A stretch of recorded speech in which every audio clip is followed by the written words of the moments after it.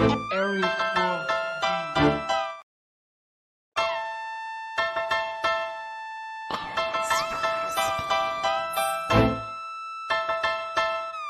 Area 4B.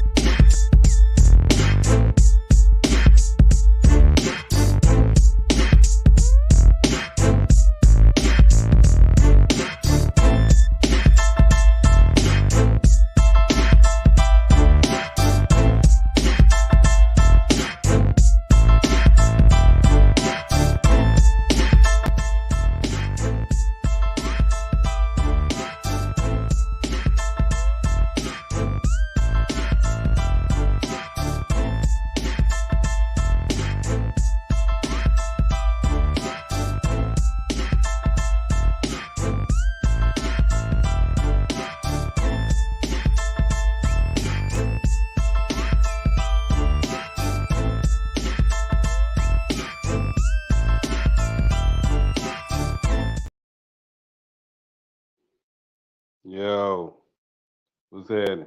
About to get it cracking. Hold up. One more again.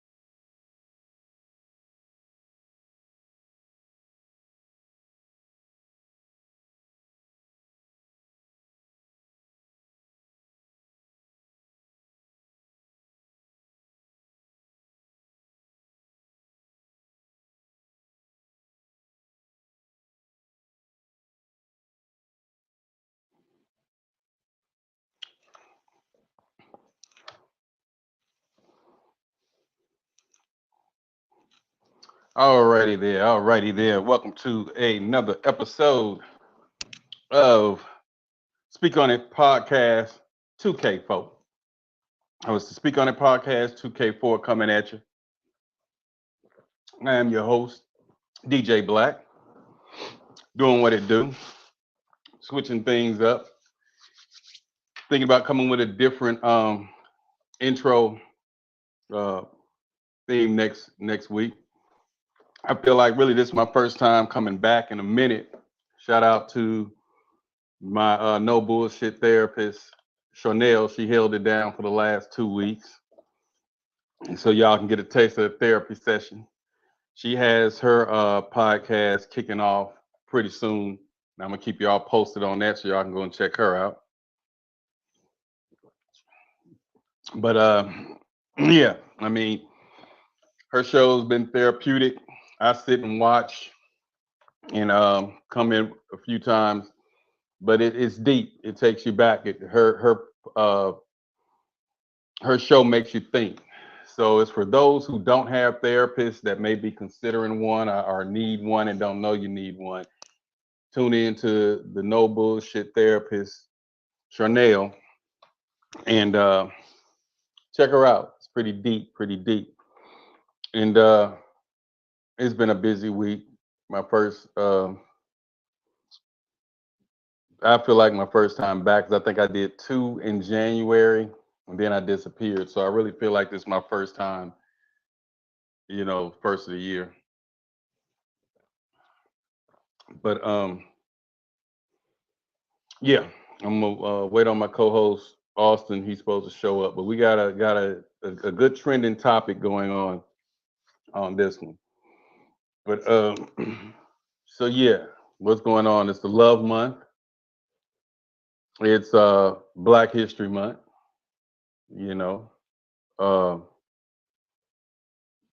this is for those who celebrate Black history.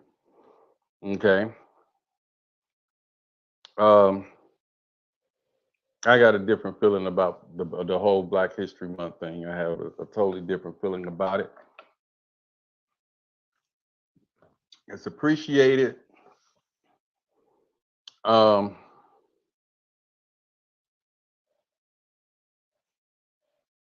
I don't know. I got mixed feelings about a Black History Month.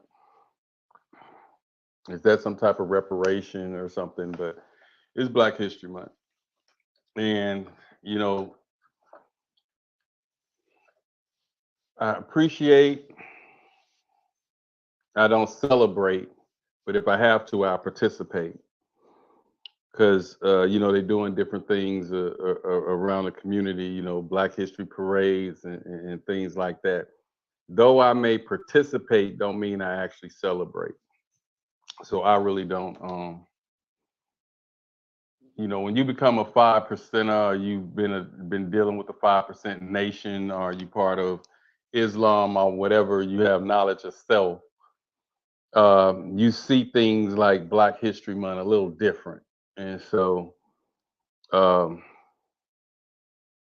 you see it as for what. It's not like it can erase whatever has been done, But like I say, I appreciate and may participate, but I don't celebrate. And there's a difference in participating and celebrating. Okay, so we got the Super Bowl this weekend. All right, Kansas City versus 49ers. It's going to be an interesting game. I'm looking for revenge because it was a matchup, you know what I'm saying? So this is the second time they meeting in the Super Bowl. So I see it as a revenge thing, and I'm looking for the 49ers to be victorious. Um, we know what Mahomes can do. Everybody done seen Mahomes. We know what Mahomes can do. So we ain't really tripping on Mahomes. He's Junior Brady.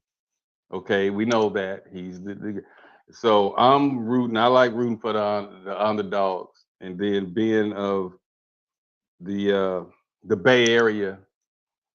I got much love for the Bay Area. You know what I'm saying? Home. You know what I'm saying? So the Bay Area, and then they playing in Vegas. So I feel like this should be a 49ers victory. So if you bet on them Niners, I feel like they're gonna come out victorious. And if they don't, I don't know, man. Everybody's saying that it is rigged or whatever, and we can go all day talking about the rigged Super Bowls, especially when Colin Kaepernick was playing and then the lights go out and they were winning. Then the lights come back on after the long delay, then they just throw the whole game. It is so, I don't know. And then if you go back and look at the one Cam Newton them threw,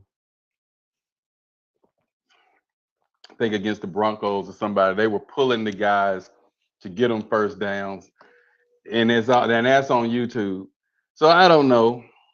Um, that's a whole nother different discussion, NFL topic altogether. So if you got a sports podcast and you just want to hear the truth of what I think about the situations, hit me up. You know what I'm saying? I just might join it. But I feel like a few of them things were thrown. I didn't even like when who was it? Baltimore was playing, and the guy fumbled the ball right at the 1 yard line, reaches his hands out, and the ball come out. I didn't like that play. That looked like I don't know. I don't know. I wonder how much money did he get for letting the ball go before it crossed the line. I don't know. But be that as it may, Super Bowl's Sunday. Ursher performing. I already know it's gonna be lit and off the chain. I'm pretty sure he's gonna have Lil Jon and the East Side Boys to join him because that hot song "Lovers and Friends" and things, and uh, what's his other song? The main one, yeah. You know what I'm saying? So, so yeah, we Let's not forget Summer Walker. oh, she gonna be up there. I hope so. Oh, with that song they got out. Well, I Yeah. like the one he got with SZA. I mean, wait a minute, which one he got with Summer Walker? What's the name of that one? We ain't good, good, but we still Okay. good. All right. What about the other one though? With her. That's the one I like. That slow one. You ain't heard that yet, huh? I don't remember that one. Man, they playing no. It's brand new. They playing the hell out of it down here. It's called Oh yeah. Falling. Falling. Yeah. It's like keep falling in love and stuff. And it's slow. Slow. It's deep. I'm gonna have to But check that yeah. one out then. Yeah. It's deep.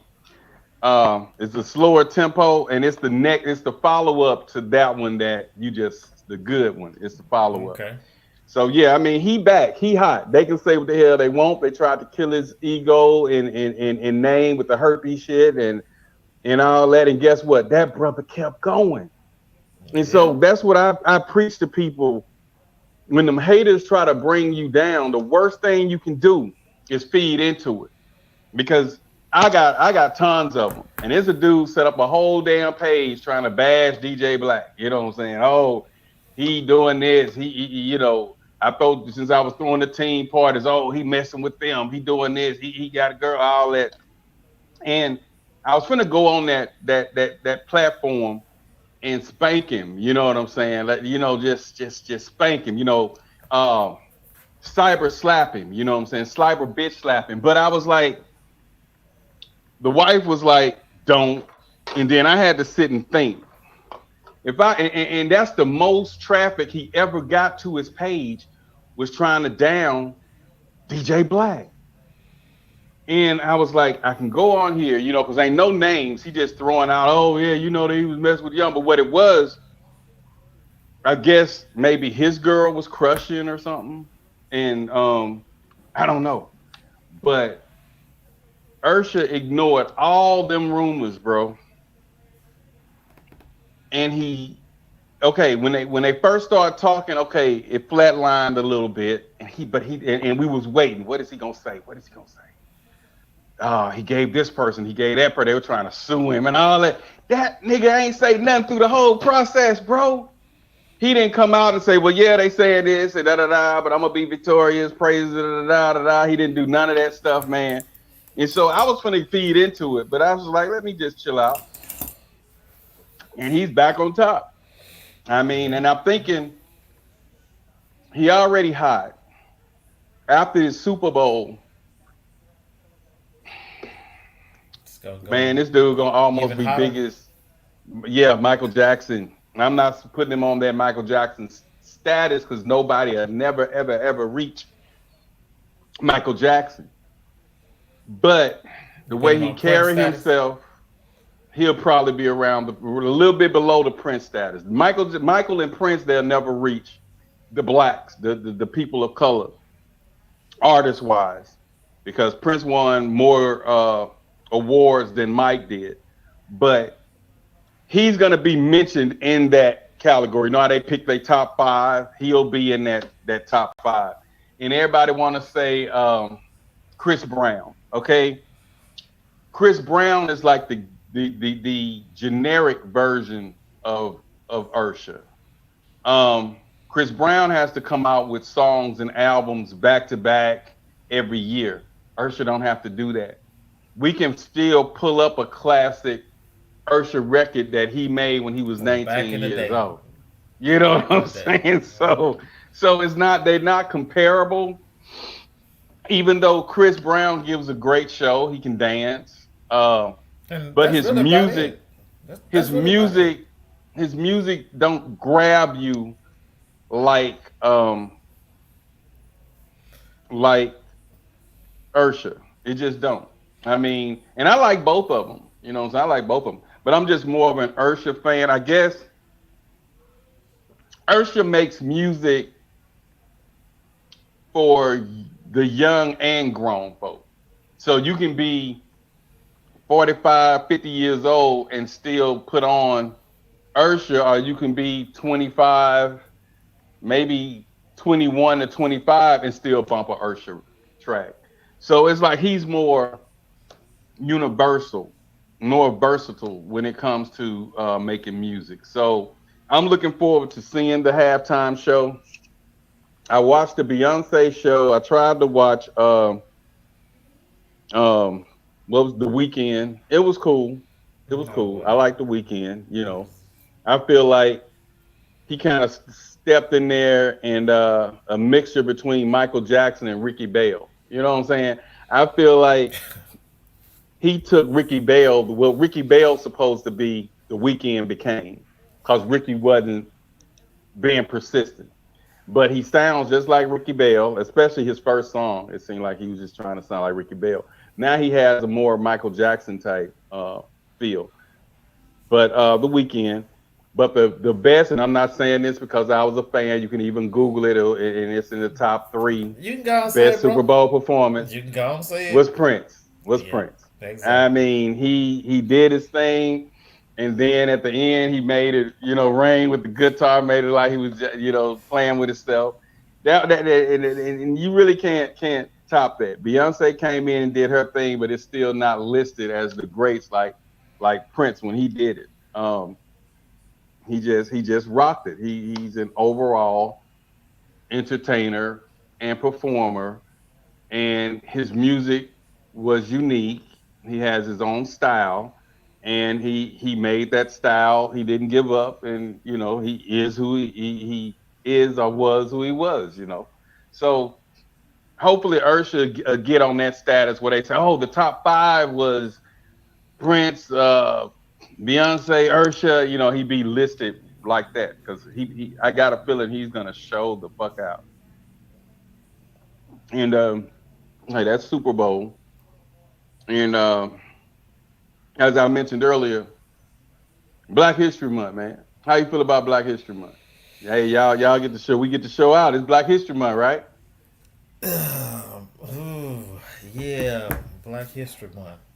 I mean, Yeah. they're trying to do away with Black History, so yeah. And So that's then why I say it don't seem like too many blacks are into Black History anymore. they not. I mean, they did because a Martin Luther King parade. I think they do a Black History parade. yeah, But I think as we get older and you realize what's going on, people are more wiser now. We have social media, we have internet.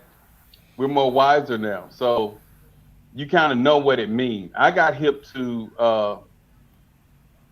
the Black History Months when I joined the 5% Nation of Islam when I was at Jackson State. And when Black History Month came, I mean, the 5%ers was like, we don't celebrate that. I was like, okay. And they had all kind of parades and activities. We don't participate in that. Like, okay, okay. Well, what they say, we don't celebrate it. And I was like, okay.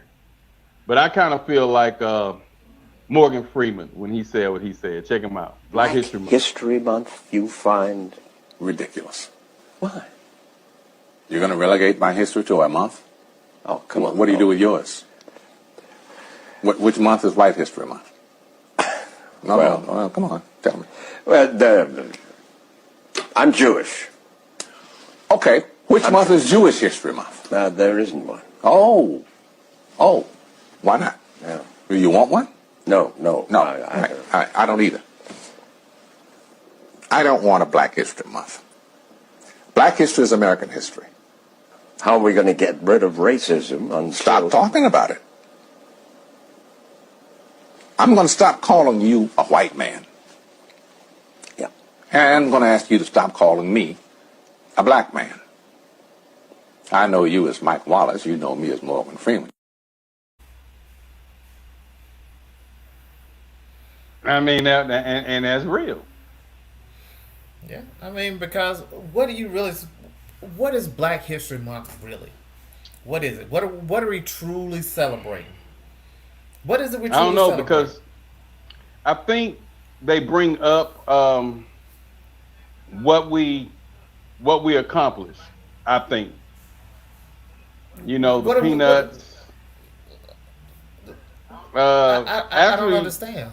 We've accomplished a lot. So if to put it into a box for a month, A month, yeah. 28 days, you know what I'm saying? The shortest month of all the months of the year. So what is it really? What are we really celebrating? Collard guess- greens, black eyed peas, heart disease, Well, diabetes. like I said, What, we what, created what do the- we celebrate? we actually made improvements on Edison with the light bulb to make it last longer, but they don't. Yeah, They they're don't not say talking that. about that. They They're, don't they're talk not about talking that. about that. They're not talking about any of the achievements that have been made by black inventors. They're not talking about that. They want to just talk about the march. They want to talk about Martin Luther King. They want to say something about Malcolm X, but they exclude all of the Our inventions. other plights that we've done and had over the span of black lives. Yeah. So Hey, they want to talk about, hey, how's it going? What's happening? My therapist. What's up? I know. Not much. I'm gonna jump right in on the Black History train. I just saw the clip you played with Morgan, and I feel that. And also you're right. They talk about the same folks that they tell us a few sprinkles of people in school, and they talk about certain things. They don't even talk about all the things, right? We get snippets and all that kind of stuff. And I think it's Carter something Wilson who created Black History Month, right? And it's because they don't give us our props, just exactly what you're saying, right? And all that. I love February personally because it's my month. However, they're not going to. So he had to create something so we can start talking about it, right? But it's up to us to tell people about what we know, especially once we know it, right? So By the way, if y'all want to know some Black history facts about some lesser known people, follow my page. Because I'm intentional. We all know about Martin Luther. I love him doing the thing and all that. However, who else we know? Last year I am Black history because I'm making history, right? We're not going to negate the people in our local community. We're not going to negate the people, that there's so many people, Black people. You would not be able to use half the stuff we use right now if it was not for a Black person. Even if we didn't invent it, we improved it. Period. Right. And so I also have a mindset that, I'm going to celebrate Black History Month, but I'm going to do it all year long because it's Black History Year, every year. Now that's what I do. Black It's History every day. Right. There you go. 366, okay? Because you're not going to leave my birthday out. So it's up to us to start talking about that stuff, right? Because they're not going to. They never have celebrated us, and they're not going to. It's up to us to celebrate us, right? And I think the gentleman that started Black History Month, that was the intention, that y'all need to start paying attention. And we do have history too, and it's not just Martin Luther King and Malcolm X, and not just Rosa Parks, right? And Rosa wasn't even the original person that did the thing, you know what I'm saying? But the fact that I can't bring her to my head right now, I have to look it up or whatever, says that she's still not talked about enough. But they didn't use her as the public figure because she was dark skinned and she was a pregnant teen, right? So even in the midst of showing, us doing the thing, we still had to discriminate against our own in order to try to make moves and make things. It's time for her to get her props. You know what I'm saying? But you know what? Right now, Chanel, you just say her name out loud. Mm-hmm. You just gave me an idea. What's up? Austin and I, I'm sure, are gonna be occupied next Wednesday night. Mm-hmm. Why not you do your Black history and break down the Carver with the peanuts? I mean, go and dig up everything we made improve on Edison. Go back and get all of that with the photos of the people who made it and improve. And you have next week and you do your Black history thing. And then we'll come back the week after that and we'll continue. Sound like a plan to me. I'm down with that. Yeah, because when you gave me that idea, because when you said I am Black history, when you said that, I'll say, and then I've been watching, I go back and I watch all of your therapist episodes when I'm doing nothing and I critique. And you have the voice. I have to give it to you. Thank you. You speak as if the confidence. I see the confidence. I see because I believe what I'm saying. Right, and then the tone in which you speak, and I was like, okay, because I was going through all the clips because I'm putting together a new intro for us, which is gonna start next week, and it's something about your voice. You know what I'm saying? It's powerful. It speaks. And I was like, man, because I listened to all of us and the guests. But your voice is known. So it's like when we hear your voice, it stands out. You know what I'm saying? People say that with me, and then Austin got a tone too, so they know our voice. But yours is naturally loud and out there. It's forceful. Yeah. It's commanding. Yours is commanding.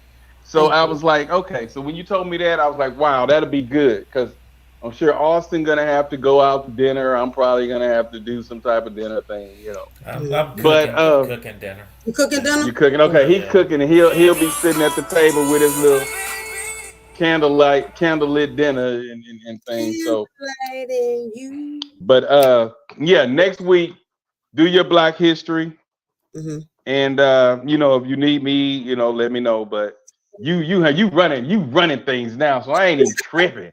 So all I got to do, I'm gonna let you know a week in advance. weekend everything. You know what? I'm gonna I let you. thought about that even when I did the back-to-back last week too, and all that, and that you hear every single Wednesday and all that, and that gives you a break too. They give you a break, Yeah, and you deserve to dude. have a break too. You know, so When I'm I happy. saw how you ran that thing last week, Mhm. is when I became comfortable. I was like, I told the wife, I said, you know what? Now I got my break. Mhm. When Yeah. I need to go somewhere, let her know a week ahead of time. Let And me if know. she's available, I Mhm. got her. And I'm also gonna when you can't go and I can't go, I'm gonna Mhm. take certain episodes of ours because I think I can play like an hour. Yeah, Um that was and, something to and be and on. yeah, and it'll be a Okay. rerun of Yeah. something that was good that they Mhm. missed. And I'll take highlights of two podcasts and That's a good merge them together and smart. get a good hour out of it. Yeah, so that way if you tied up and you need something, Mhm. but yeah, next week you'll do your Black history, Mhm.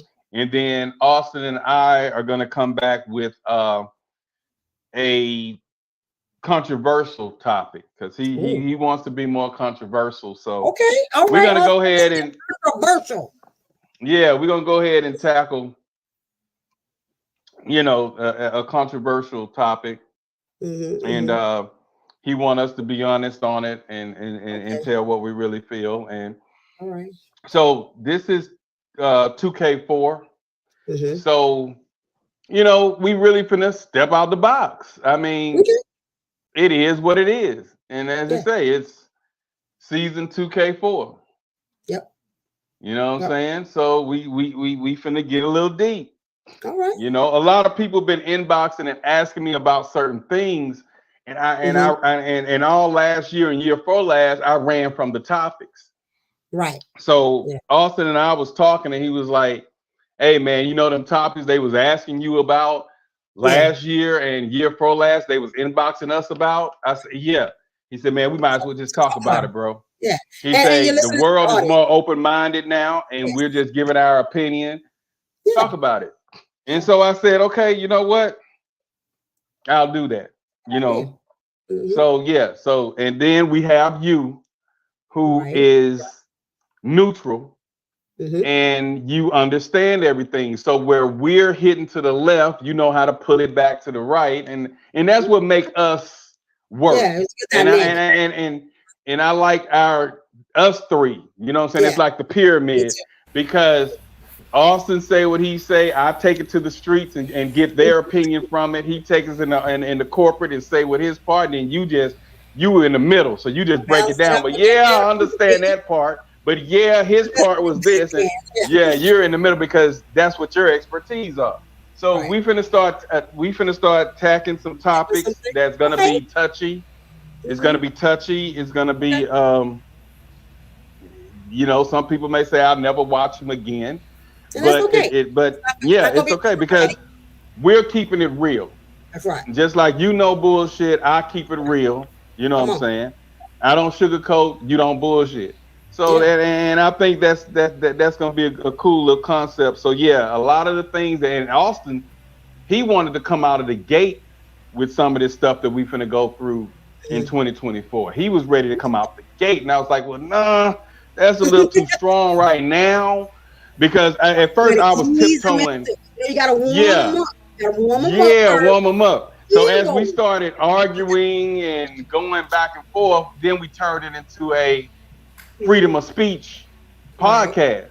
And that's Mhm. why I put that disclosure at the end Yeah, that my exactly. This opinion is my is not opinion. This Austin's opinion, is right. not In my opinion. Chanel's opinion. Yeah. Everybody is responsible for their own opinion on this platform. Austin, that's your phone ringing off here? That's Austin my got a wife. hotline. That's Put it my on wife vibrate. iPad. Oh, okay. What's happening? I said you Oh, got okay. that hotline bling. Yeah, I'm like, God damn, like Drake. Yeah. Don't heard about Speaking the of Drake Drake, thing? Y'all heard about the Drake speaking thing? of Drake, speaking of Drake. Now we didn't. I wouldn't play the video, No, you can't but play that video. Speaking of Drake, they say he was Mm. going crazy on this I little saw the video. I saw the on video. his He thing. on the You same thing. know what I'm saying? But But you didn't get I was like, people, I what? mean, they have to trend. Yes. They have to trend. Yeah. And then Mhm. and it's wild. But celebrities, when they're not being talked about, they Yeah. can do any little thing to get talked Get back to about, the and limelight. they have to keep their names relevant, That's right. because he said after this album he's going on a hiatus. He's going to disappear, and he's not making any more music for a minute. He's taking a break. But you still have to stay relevant. So why not pull your penis out and stroke it a little Do the bit, thing. and boom, Everybody talking about it now. Yeah. now he's trending again. It's trending So again. now his album sales may go up. Mhm. But on the cool, the last album, I went to Louisiana, Mhm. and coming back, I played the Drake new album just to see what people was talking What is about.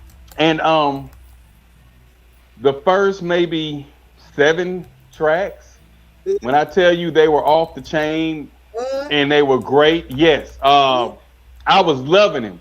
But then the end of the album kind of put me to sleep. You know what I'm Okay. saying? But if you go and play it, you'll be like, man, this is classic out. from the beginning to about track 7. I mean, it was different music. It was unique music.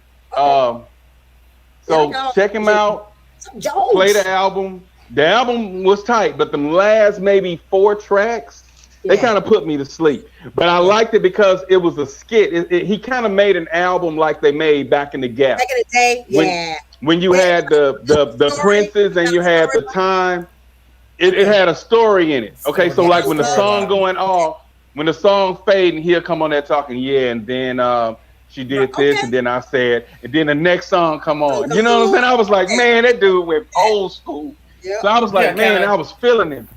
Kind of like what they did You know. with the pornos when they started making them into storylines versus just straight. Yeah, Man, but I hated the pornos, the porn when they had the little maid, the maid that's coming over there to clean up, and then the guy come in the house and she's in the bathroom putting up makeup in her little black and white maid suit with a little bitty skirt on, showing her butt cheeks. We already knew what was finna happen. He was finna blow it out while his wife was at work.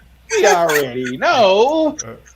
But but we don't. But 2024, we not gonna keep it PG no more. That's just so. We just gonna go out the gate. We also want to talk about some controversy. And the way we're gonna do controversy, and the way we're doing it, okay, Austin and I we're doing our thing this week. Next week, Chanel is gonna do her Black History. Black History stuff. Then right? Wednesday, that third Wednesday, every third Wednesday, I'm gonna do my little hip hop thing. All right. And on the Oh, hip cool. hop You thing, wanna I do it? understand every third Wednesday. And every now and then, if you want to hop in, fine. But you guys are not obligated. That's just like the therapist night in hip hop. I don't expect you guys, if you're not into hip hop, to join the podcast. That's just something that people been asking me to do. They were like, DJ Black, you on here You a talking about DJ. You should be relationships. talking this stuff. That's what they Yeah. were saying. They were like, Black, you talking about relationships and different social issues. We know you for DJing. You turn us up and blah, blah, blah. And you've been doing this since you were 16 years old. Why you not doing a music? So I said, okay, every third Wednesday, I'll dedicate that to that.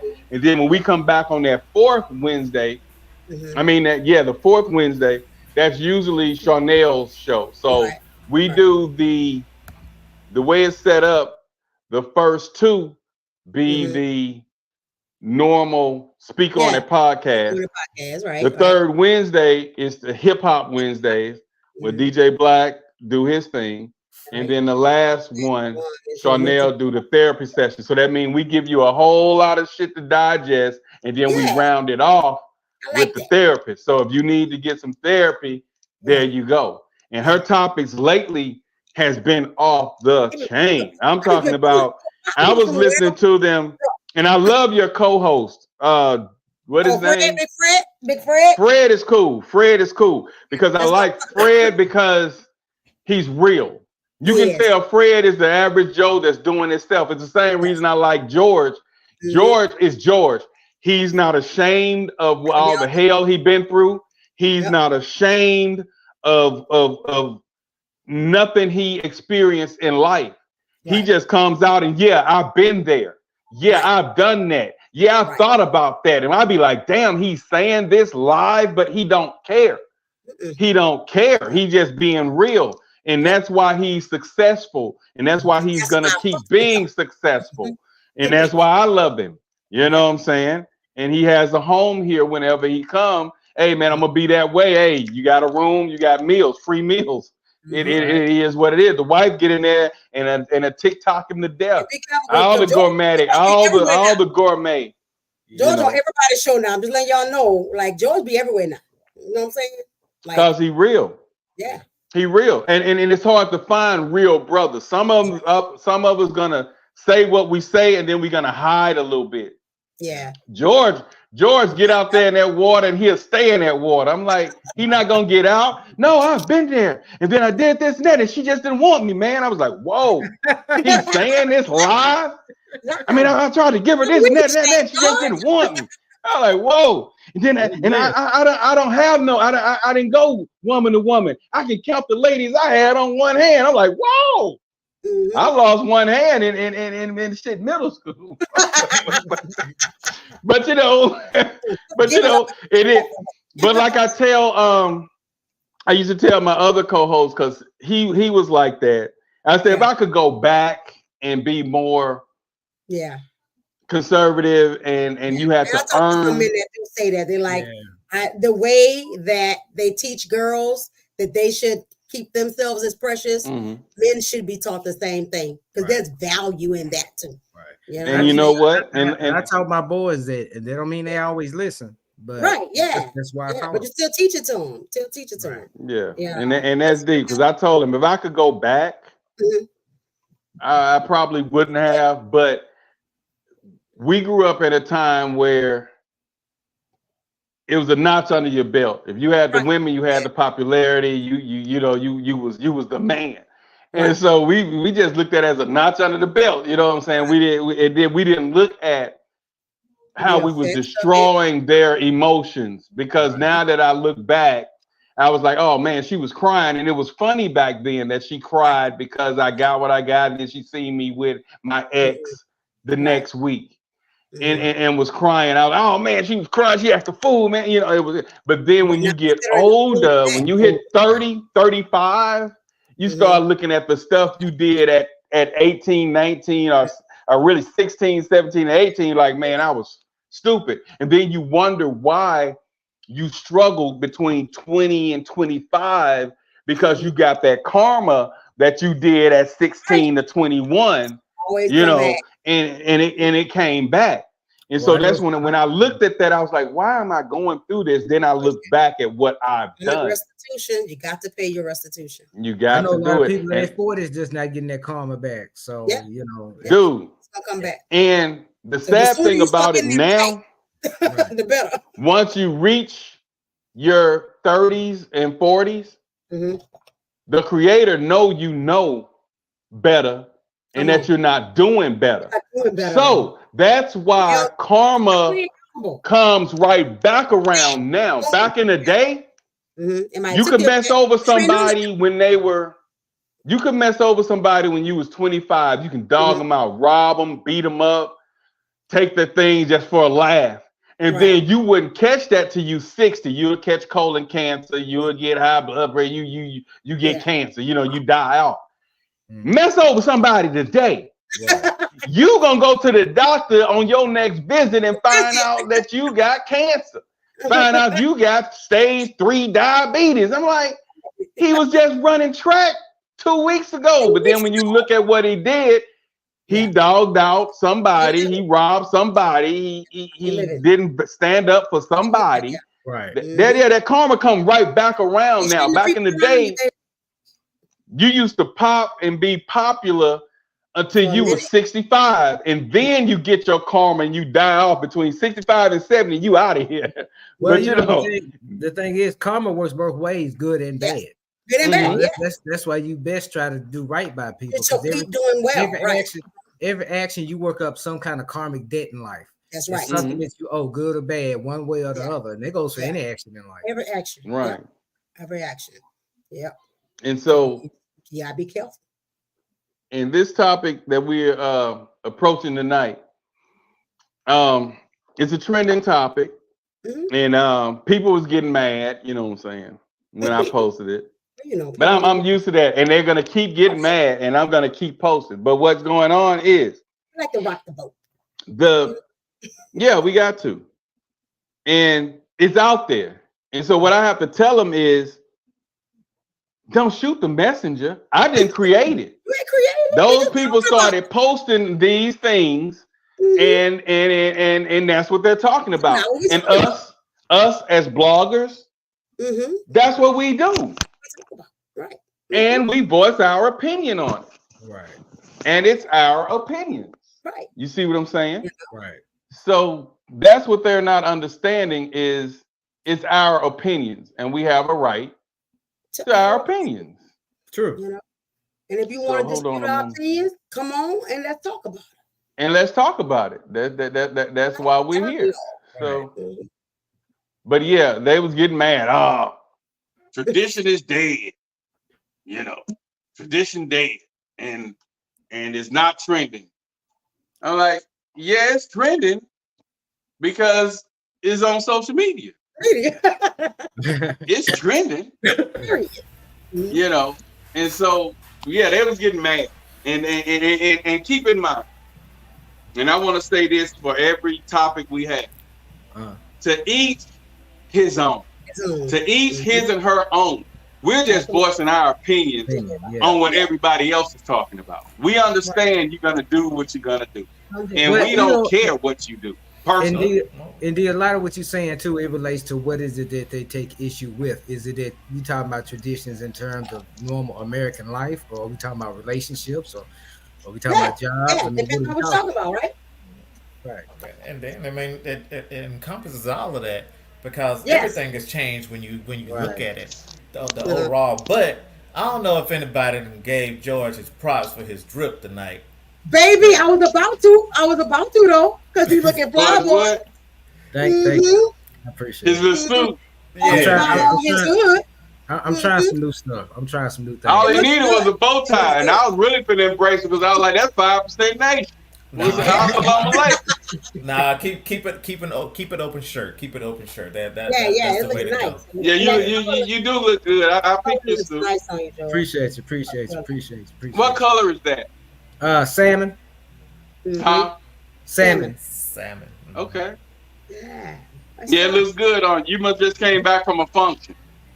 No, I'm just trying new things, trying to step my game up, trying to make all these appearances be memorable, be Okay. of value, Mhm. enjoy them. I Yeah. appreciate I'm proud giving of me you. the You looking opportunity to good, be bro. up here, so, You Yeah. looking good. Thank you. You had an I know appearance you tonight? probably been getting that all day, but yeah, you looking good. You did something But, tonight, George? What you say? You did something tonight? No, No? Okay. He just said he just my he usual, just- just working and Just grinding. did. That's about it. So Okay. Hey, it'd be my time to dress down. right. And at this time of the night, I'm dressing down. So if I Yeah, that's me. Yeah, it's And certain- the thing with me is I was in the corporate world, man, right. since high school, since I graduated high school. And I always had all the hand-painted ties, Italian silk, Egyptian lace, and I got all that stuff in the closet.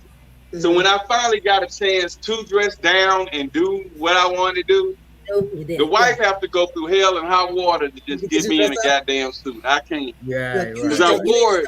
Just imagine wearing it from high school because you have to be in the corporate world with your briefcase. Right. And And that was Dude. me. And that was me for a lot of years trying to do that corporate bullshit, and it didn't work out. But you know what? Usually, a lot of my work encompasses me kind of on the laptop, or on the phone. So, any chance I get to kind of do something different now, I'm kind of taking it. There's certain places and things I'm trying to get to, and I appreciate y'all being a part of it.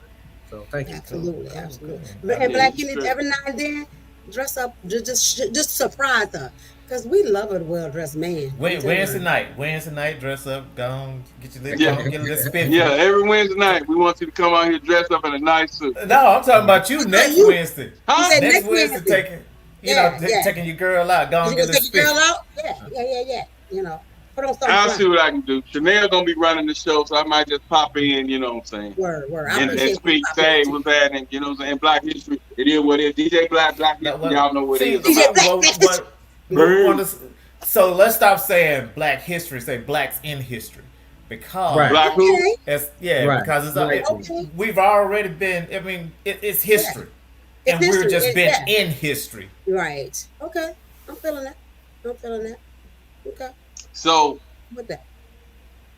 And for the record, we know it's to each his and her own. Right. You don't have to say that. We understand that. But the purpose of platforms is for you to voice your opinion. It's an open discussion. That's right. And everybody don't think alike. You know what I'm saying? So you may say tradition dead. The other person may say, well, I honor tradition. Mm-hmm. You may say you hate blue. The other person may be their favorite color. So we just simply come on here, bring up the topic, and we voice our opinions on it. But at the end of the day, we already know. So all them bitter people sitting over there and that ain't gonna do nothing, ain't gonna hit a lick at a snake. We already understand that it's to each his own. Right, do what you want to do. The platform is for us to see what's trending, and we come on here and voice our opinion on the trending topics. Right. And and if you watch any of them, it's not really one show we had where we all agree on one thing. We be back and forth and all night. It's tug of war, and then at the end we give our opinion, and it's all love. And we get heated. No, it ain't that. Well, I don't think, and that's how we do. But at the end of the day, we close it out. Everybody give their own opinion, and we close out the show.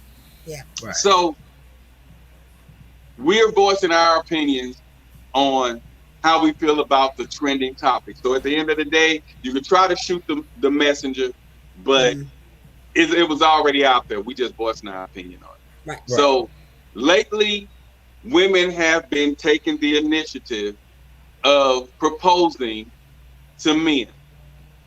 And the first time I seen it done was when, and I should have did the clip, was when Christy proposed to Jim Jones on Love and Hip Hop. Okay.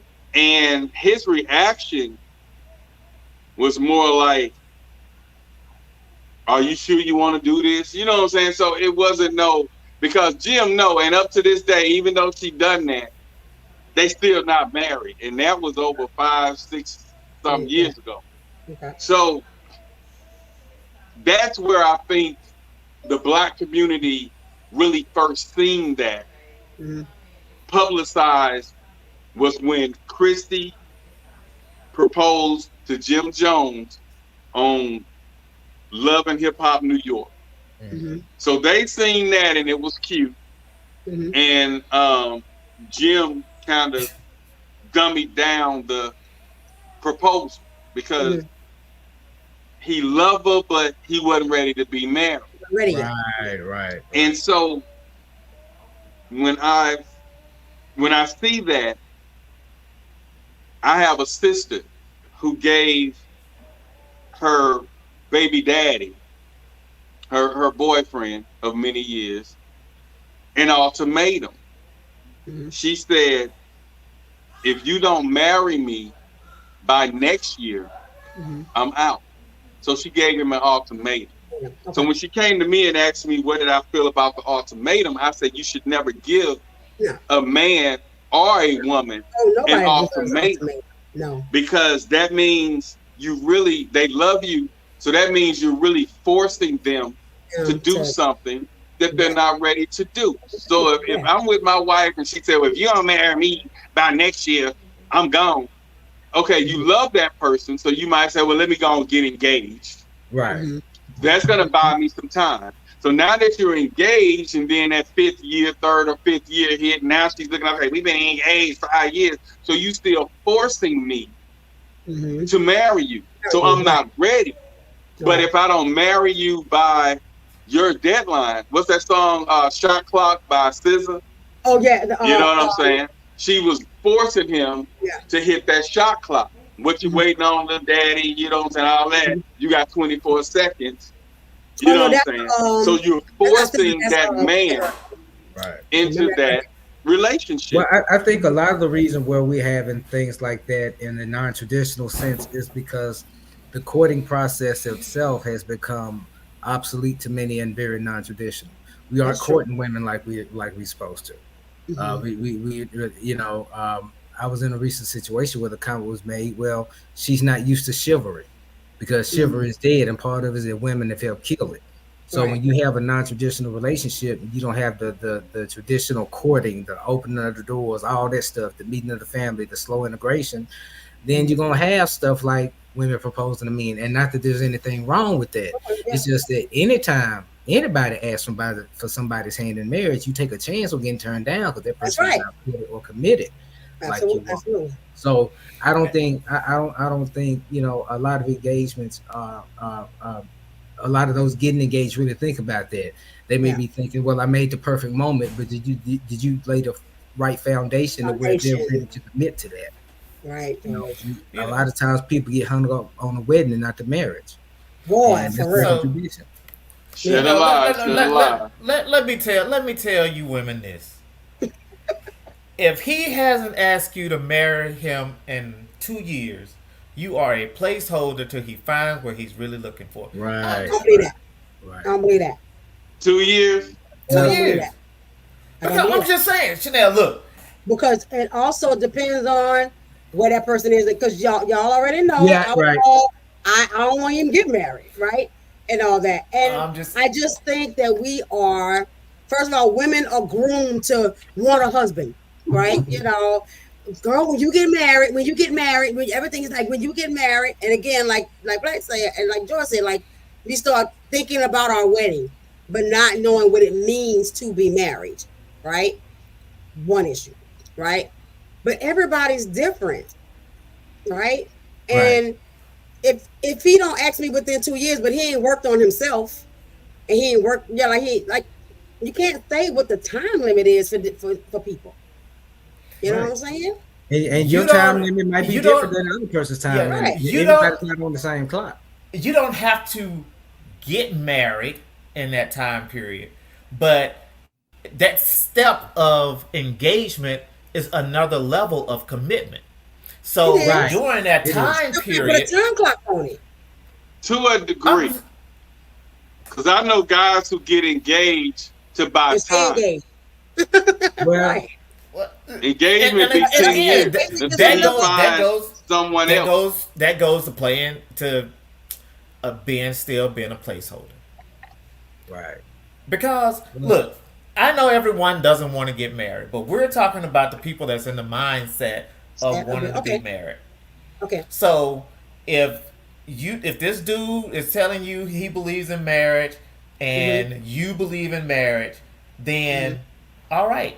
So we are going to get married at some point in time. Okay.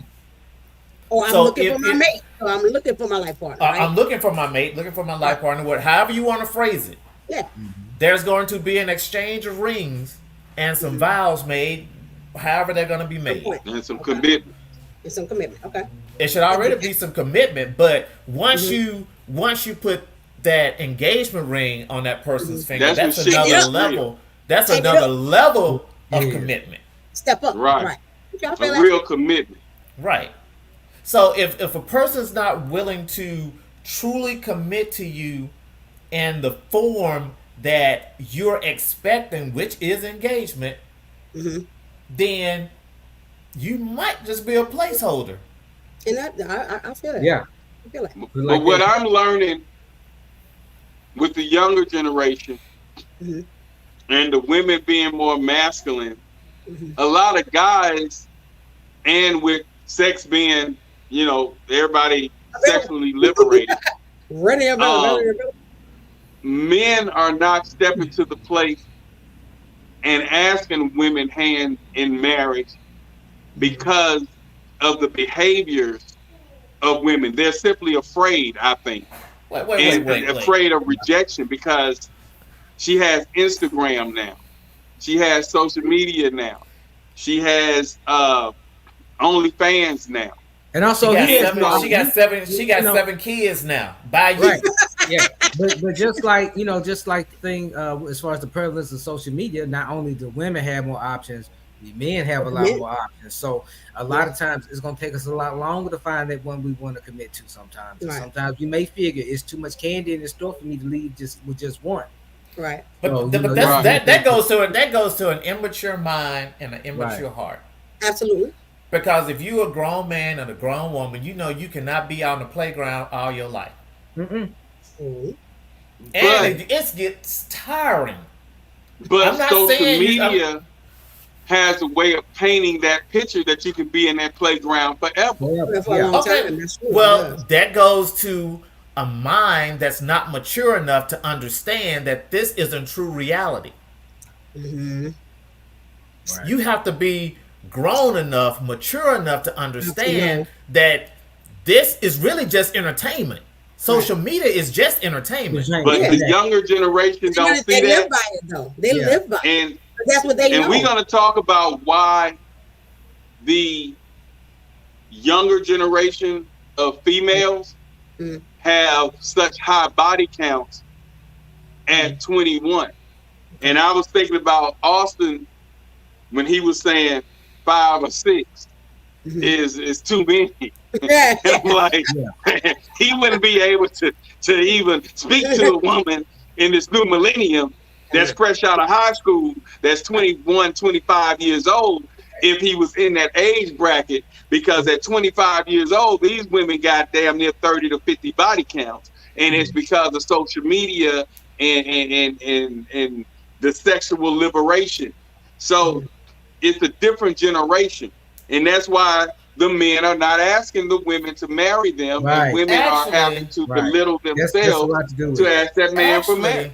Actually, if we look back at it, back in the 70s, late 60s, 70s, it was sexual liberation also. Well, I think a lot of it.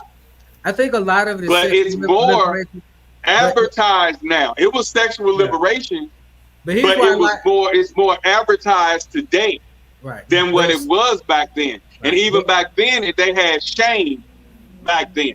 So the same things that's going on now was going on then, but it's more plentiful now than what it was back then because it's more advertised. Right. I can, like I say, if I was to just go live right now and go to my social media page, Facebook, you'll see a storyline of a girl with her ass out, bent over, making the ass.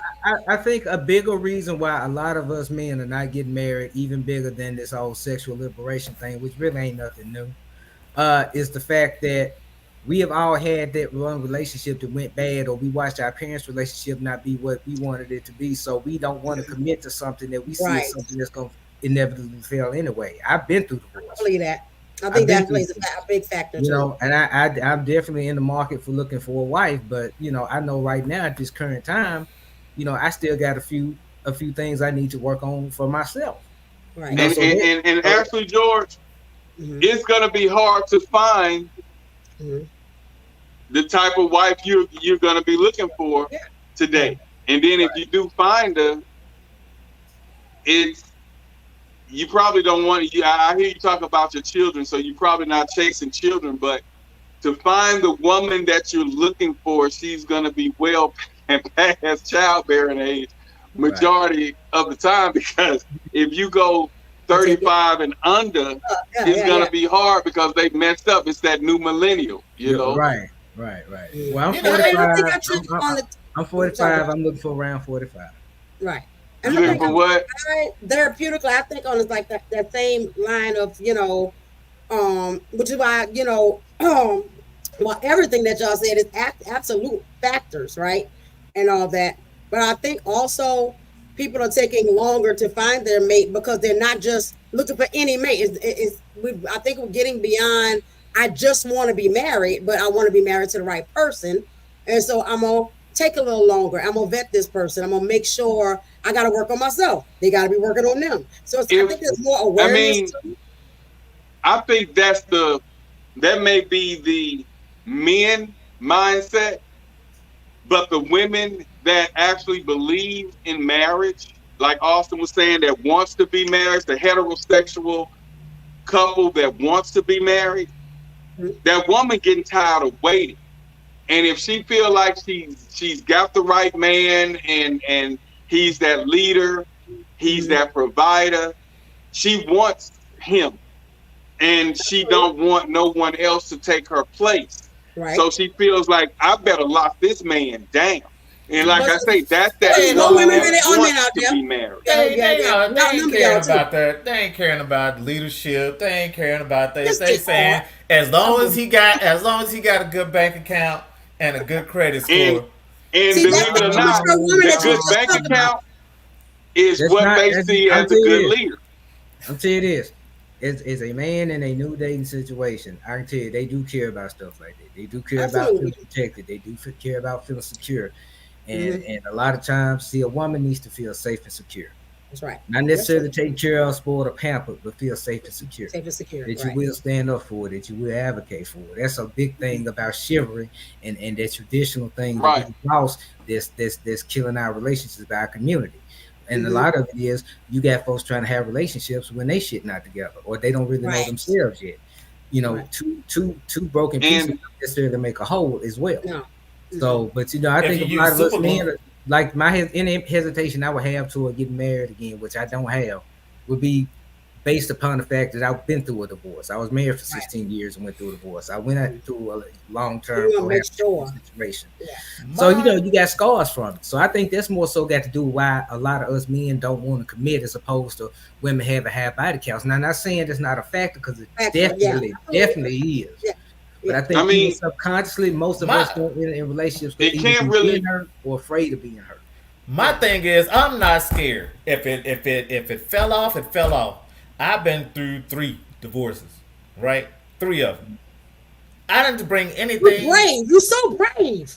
I'm just saying, because I don't bring all that with me. If it's done, it's done. You just weren't the right one.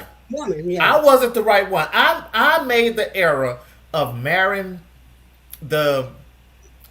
someone that I shouldn't have.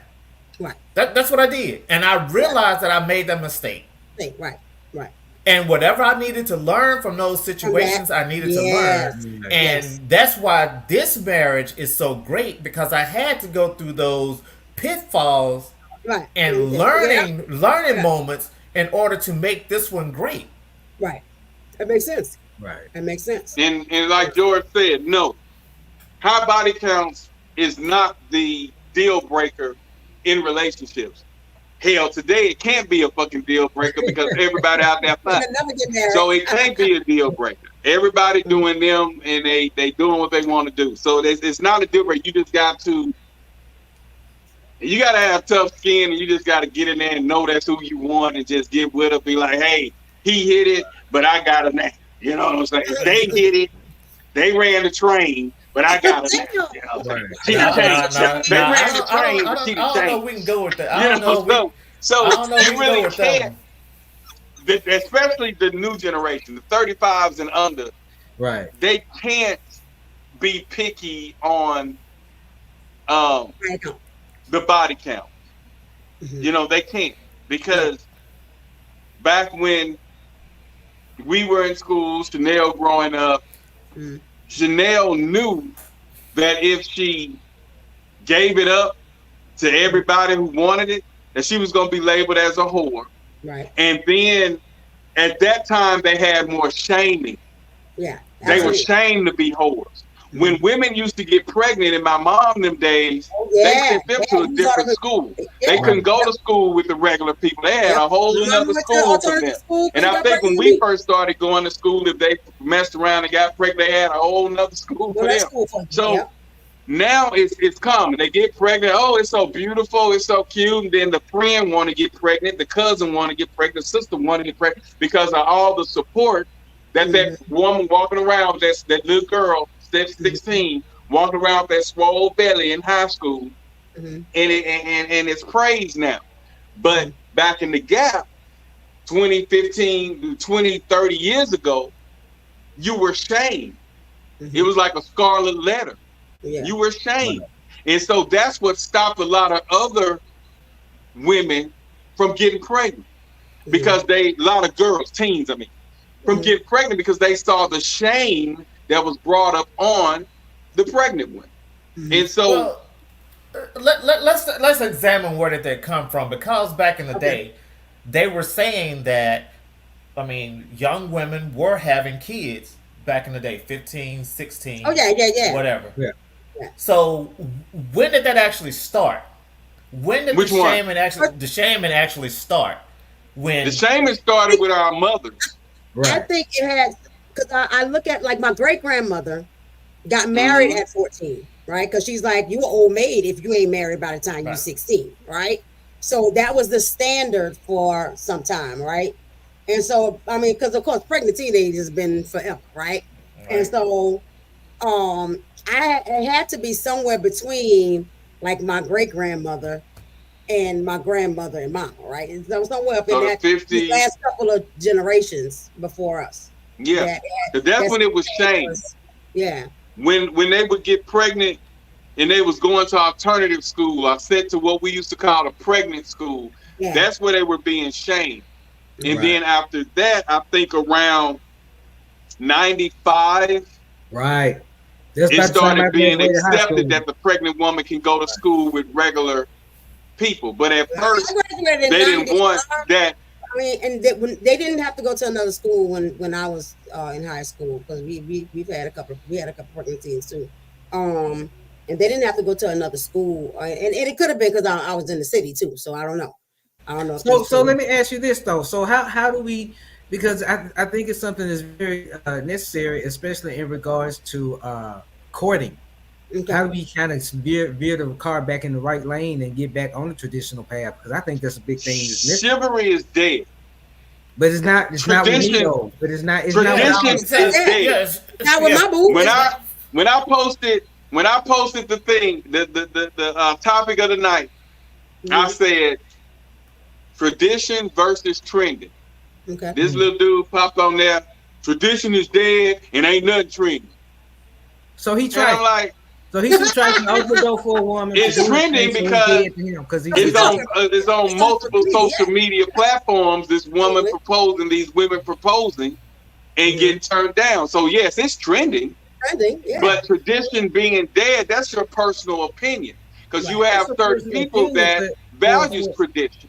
But being that he said that, I'm thinking it was a guy from a single parent household, didn't have his father in the house, and he had to be the man at 12, 13 years old, and he's bitter. So tradition is dead, and nothing's trending. So you have to look at the background of the negative people that's coming out. Yeah, but still, did he have a mother and father in the household? Did his father was his father in his life? Come on. Does he love his mother? It's common sense for this dudes, man. At least hold door open for a woman. There's no way you a man in this world don't have some sense of chivalry. You can pick up from somewhere that you can carry with you. Mm-hmm. If bro say it's dead like that, it's because he's the one that he's supposed to be the king of that anyway. Then he's supposed to be the one to be steeped in tradition to make sure it lives on. It just sounds trifling to me. Right. But I also think, because I saw a clip on TikTok the other day where this guy at Walmart posted, he saw a young man and his mom, a teenage boy, young man with his mom, and his mom's pushing the basket. She's doing all the things. He's just chilling on his phone, walking or whatever. And so he was like, man, that's messed up. So he's talking to the kids like, dude, like, to help your mama out, you're a young man. You should be making sure that, she shouldn't be pushing that basket. She shouldn't be getting the groceries and all that. Then he did another one, and then he said, but mama, you let him get away with that, right? And so there's a certain sense of, and I saw something else that ties into that, where we talk about how the treatment and the raising of boys and girls are so different, right? And not having a dad in the house to teach that man stuff, right? Because I can teach my son how to treat a woman. I can't teach him how to be a man, right? And all that. At the same time, mothers coddle their sons for the most part, right? So if even if I'm trying to teach him how to take care, how to treat a woman, but I'm coddling him, then I'm still not teaching him how to provide and how to take care of and how to do those things correctly, because I'm doing too much there, right? And so if you have a male in that person's life that can come in and be like, yo, bro, this ain't what we do, right? You should be opening your mouth door, right? You know? Here's the inverse to chivalry also. Not only do men need to be reinstilled as far as what the hell that means and how to carry it out. We have to train our daughters and young women to accept chivalry. Accept it. Like my girlfriend, she will not get out their car, in and out their car. If she driving, I'm gonna get out the pass side, walk over, open the door. If she don't open the car door herself, because we have a routine and she knows to expect it out of me. Right. And see, our daughters, a lot of these young women, you hold the door open for them. They don't know they're supposed to say thank you. They don't know they're supposed to acknowledge you. Not because they necessarily trifling. Some may be, but it's because we're not teaching our kids about chivalry, about court. We teach them all the bullshit, but not teaching them the real stuff that's supposed to get you to a firm and solidified relationship. Good point. Also, you had something. I'm teaching my baby to be a pimp, but but my thing is, are there any men left to teach young men how to be men? You know what I'm saying? What you mean? That's been a lot of men. The answer to that, a lot of men. Go ahead. The men are here to teach them. You're here to teach them. George here to teach them. I'm here to teach them. But they don't want to hear it. Right. So it's like their peers are doing this. Social media is showing that. And then here you go trying to instill something in them that's not in them. Yeah. So they're not trying to hear it. But look, you have. I think that men like us are so far and few between. I'm sorry to say it, but that's just the way I feel. Just because it's the last of the dying breed. Scarface I always hear them that I'm different because I treat my wife with respect. I open the doors for her. Now, I don't get out and open the door when we part, but I open the door when she getting ready to get in. So, and plus, but oh no! Now we don't standing in the rain. The car was parked. Remember that rain one? That rain story you told? I always open the door for her to get in. But once we stop and we're at our destination, I get out and she gets out. Oh, okay. I thought you had you jump across the hood, you run over there, you slide across the hood, run over there, and unlock the door. But anybody know me know I do extra anyway, so I'm sorry. Yeah. Well, that's no less chivalrous though. Yeah. You know, there are situations where she might need to get on though, and that's okay, right? Well, and chivalry is more. And the thing is, and like Chanel, the course we're working on, it's going to be a section on about chivalry, and we got to look at where chivalry comes from. Chivalry is made back from during medieval times through the knights. It was a code of honor. That's where all the respect came from. And chivalry is not just opening doors and saying please ma'am. It's a whole code of living. It's how you deal with family. Yeah, they praise, they admired women back in the day. That's how you treat your mama too, right? The woman was admired. Right. Back in the day. Right. And that's the thing, we don't instill a certain sense of values in our young men, especially because that's really where it starts at. Yes. And a lot of what I study is a lot of Eastern philosophy, Stoicism, samurai culture, because that has helped me establish a sense of chivalry as far as how to treat people. Right. People in general. Once you learn how to do that in a certain context, then you can have your better relationships with your women. And if y'all notice, I always talk about our mental health is messing up our relationships with our women. It's the same with our kids and teaching them proper values like chivalry. That's why we have a moving away from the tradition. Right. That's why we have a shifting away from traditional values. And it's funny because Blacks have historically been more socially conservative anyway. Right. We have not traditionally supported LGBTQ communities. We have not supported a lot of diversity. We've supported it socially. We pretty much vote in line with our Republican brethren, except on issues that affect us socioeconomically. But we're pretty much conservative, but we don't think about that. And we have to look at how politics affects this sway away from the traditional. I You ain't have think about that either. those Yeah, espousing. You got to realize something. Over the past few years, those politicians and leaders that have been espousing traditional values, who have they been associated with? Trump. That's enough to sway people away from that anyway. And so we need to define what traditional is, and because that's going to be different for each person. So those are just a few things we need to think about in how we deal with it. But that chivalry is key. We got to bring that back bad. And Well, Chanel, the new Chanel, generation is trying so hard. The millennials, they're trying so hard to do away with tradition and create their own. And my thing on tradition versus trending is I study what traditions are. You get what I'm saying? And why did it become a tradition? How did it become tradition? I like because we see people do things over and over again, but they never become a tradition where the whole Western civilization decides this is what we're gonna do. This is what we're doing, right? And so I sit back and I always went against the grain. I was one that was known for going against the grain. And so I look at, why is a man proposing? Well, how did it become a tradition? Just like with I just look at all the traditions, from religions to everything. How did it become worldwide? How did it become nationwide? You know, what made this stand out of all the inventions, out of all the religions? What made this stand out? And like George said, it went back to medieval times. That's when the knights protected women. The women and Rapunzel let down your hair so he could rescue her. Those men respected that woman was on a pedestal back then. Because the majority of them carried themselves. That's why you had the Scarlet Letter.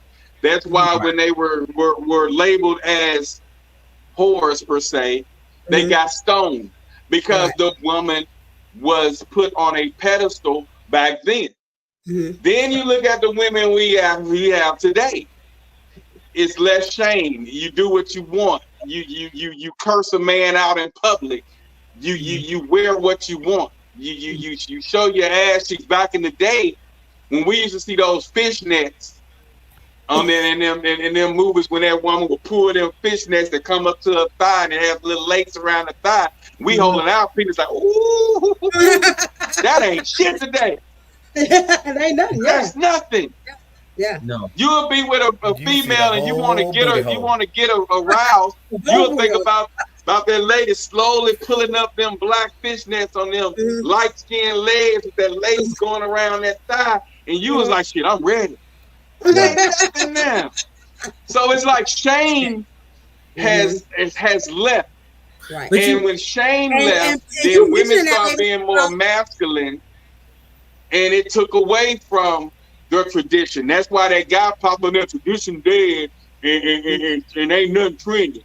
No, and I bet you your dad didn't grow up in the household with you. Oh yeah. I think when you mentioning that too, that makes me think about the desensitization too. Like we desensitized to, because again, a leg was like, oh, hell yeah, right? Well, if you see all the things all the time, then there's no history, and so you're desensitized to it. I see it all the time. Here's the thing, like kids nowadays, I got 2 boys, 13 and 19. I just talked to my 13-year-old about something like this earlier today. But you remember, D, and you remember when we was teenagers, what we had to do to get adult material? We had to go get magazines. We had to get stuff like that. But these kids got it on their phone. And the Cherry magazine had them. Cherry. Playboy wasn't messing with Cherry. Yeah. Nah. I ain't gonna name them and give myself away, but that's what we had to do. You had to make an effort to get it. Now these kids got it so easy that it's easy. And talking to my boys about it, it's like so many things we talk about in terms of sex. It's like y'all already dead on it. Y'all already desensitized because you've already seen it. Because you've seen it. It's like slow down. Right. And that's something about our kids. They want to do everything so fast. They want to be grown so fast. They're not giving themselves time to bump their heads the right time way. But we got to look at how they growing up at a time where the women are men. The women are men. They not. They. You know, it's like. But I don't want to be in a relationship. Let's make a difference. Are the women men now because they have to be? Right, because the quality of man has stepped down. And that's why before we continue, I want to make a differentiation. We're not talking about women that had to. We're not talking about the women that's strong. We're not talking about the women that's healthy and doing. We're talking about the ones that jumped on the bandwagon. Yeah, we talking about them ones. We talking about those ones. So if we not referring to you, please have a seat. We don't mean no harm. But we got to talk about those because that's where a lot of this toxicity comes in at. And this will really affect a lot of men. And why this is why men are being in 10-year relationships without asking the woman to marry them, because we talked about it earlier with you getting the milk for free. Why buy the cow? It's deeper than that. Okay. That man don't want that rejection because the majority of the women these days are not really trying to get married. So when a woman do propose to a man, really it's an honor, because I think it's going to become a bigger trend because men are not doing it because they don't want to be rejected. Just like this woman. A lot of women think like this. Think this. Hold up.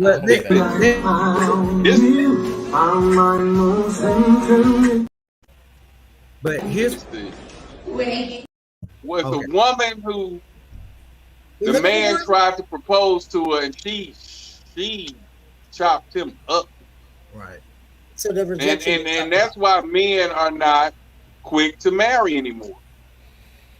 You should know who you're with though before you try to propose. You already have a sense of if this person is going to say yes or no. You have to read the tea leaves. You have to be able to read them. I mean, I would rather. I don't know what's going on with those videos. You trying to find the right one, Black? Yeah, but we can still clicking. But from Label. But let's this one here, and I hope I loaded it. She this dude down. Like, I don't want to get married. You know, married for what? I don't even think I loaded it. But men are afraid to ask a woman's hand in marriage these days because a lot of the newer breed guys are afraid of rejection. Afraid of commitment. And a lot of them, I mean, this is something we ain't talked about, but a lot of men won't marry a woman because they don't like their family. They don't want to deal with them. They don't want to deal with them problems. But you done made 22 kids with them. Hey, I ain't say they were smart. I'm just saying what they won't do. I just said they'll sit up there and not get along with the family, and that a lot of times they'll impede a man wanting to really commit because he may love the woman to death, but he don't want to marry into that mess. So, well, you still dealing with the mess either way it goes.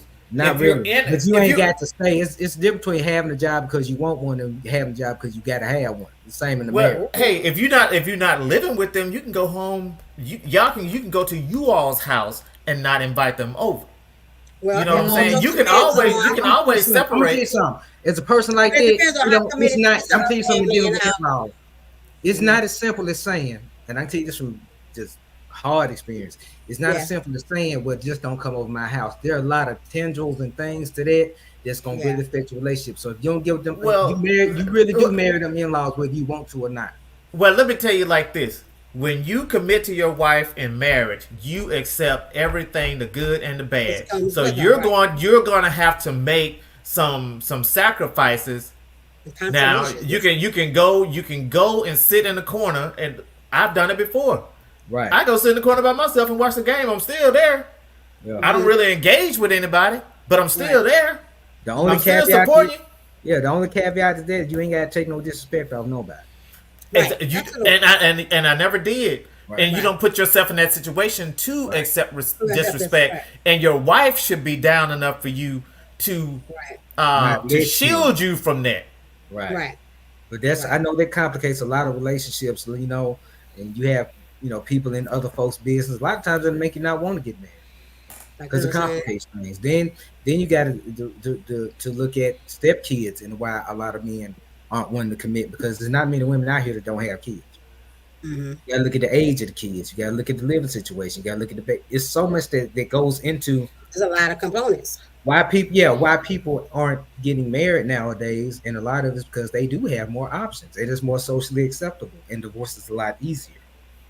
There's no shame for divorce. There's the trauma. Yeah, because there used to be shame for a divorce too. Yeah. Right. There's the trauma for a divorce. There's the negative impact that it has on Black men disproportionately. But at the same time, there's no incentive to commit. We don't hold marriage in the same point of view, in the same regard that we used to. We see an old couple that's been married 60 years. We say, "Oh, that's nice. Oh, I wish I had that," but then we keep it moving. And we don't try to apply what we can look at from their lessons into our own relationships. And but plus, that goes back to marrying your actual person. Yeah. If you have the person that you are supposed to be with, I'm going to use suppose, that you're supposed to be with, then all of that other stuff is out the window. Right. There is no way. The way that I thought about marriage before, I do not think that way at this point. So that came with maturity. That came with me experience. That came with me actually identifying the person that I'm supposed to be with. And it depends on what your needs are and where you are in life. Because like you gentlemen got married a little bit later than what I did. I got married, then separated, now embarking on new relationships. You all kind of did the inverse of what I did. So I have a little bit of a different perspective. Plus, you got, like I said, you have to look at what point you are in life. Austin been being married off and on since he was 20 years old. Oh, for real? Okay. Yeah. I did that. Yeah. Shit. But like Austin, so what was it? That did you just believe in the institution of marriage from giddy up, and you just like, you know, I think this is my person, so that's what I'm gonna do. Like, I can tell you exactly what it was.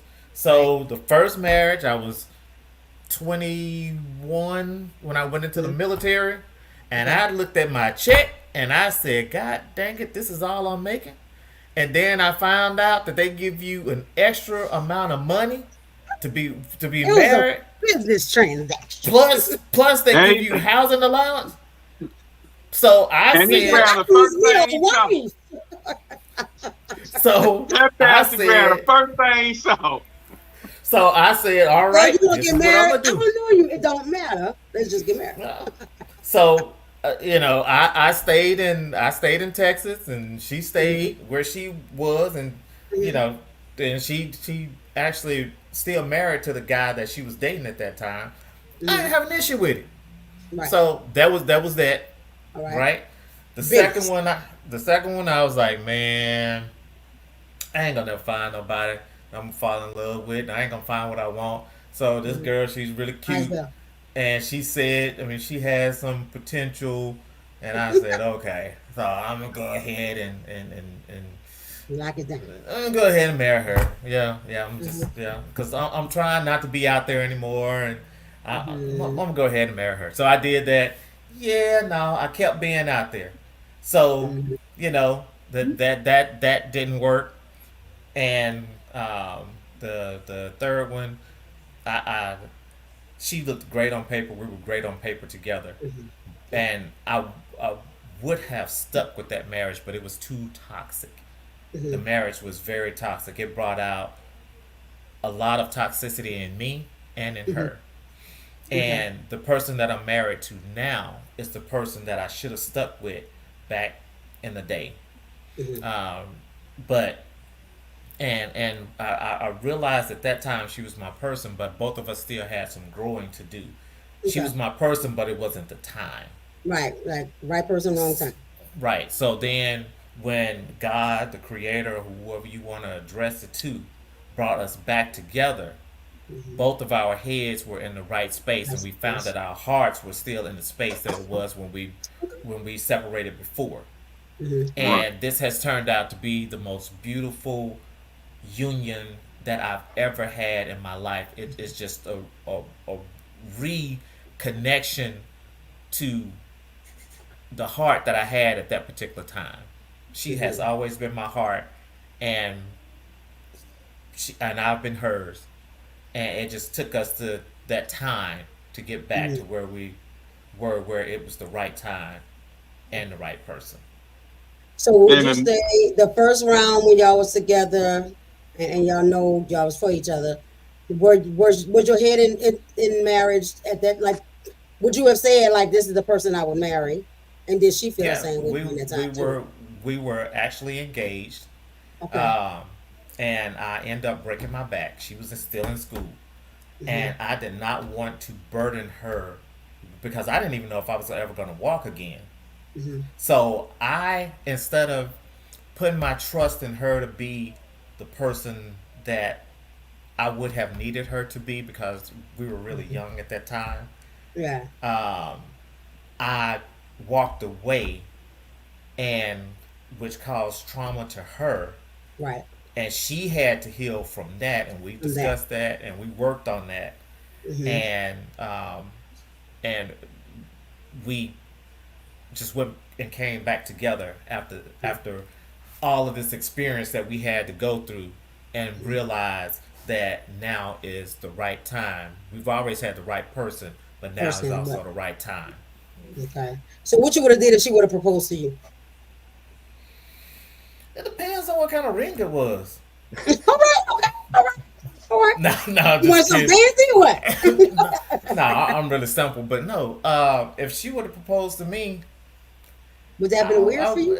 It would have been weird for me, because that's not what I'm You should have been able used to accept it though. I probably would have reversed the situation. Okay, you'd have flipped that shit right quick. Yeah. I'm because I would have been, you get up off your knees. That don't even look right to me. Get up off your knee. 'Cause that don't even look right to me. So, I would have just had to reverse it and make it right. But if it wasn't the right time, it still would have. Then I would have said, no, it's not the right time. Let's wait so I can do this properly. Right. Okay. Yeah. And I think too, the newer generation is more soft than the past generation.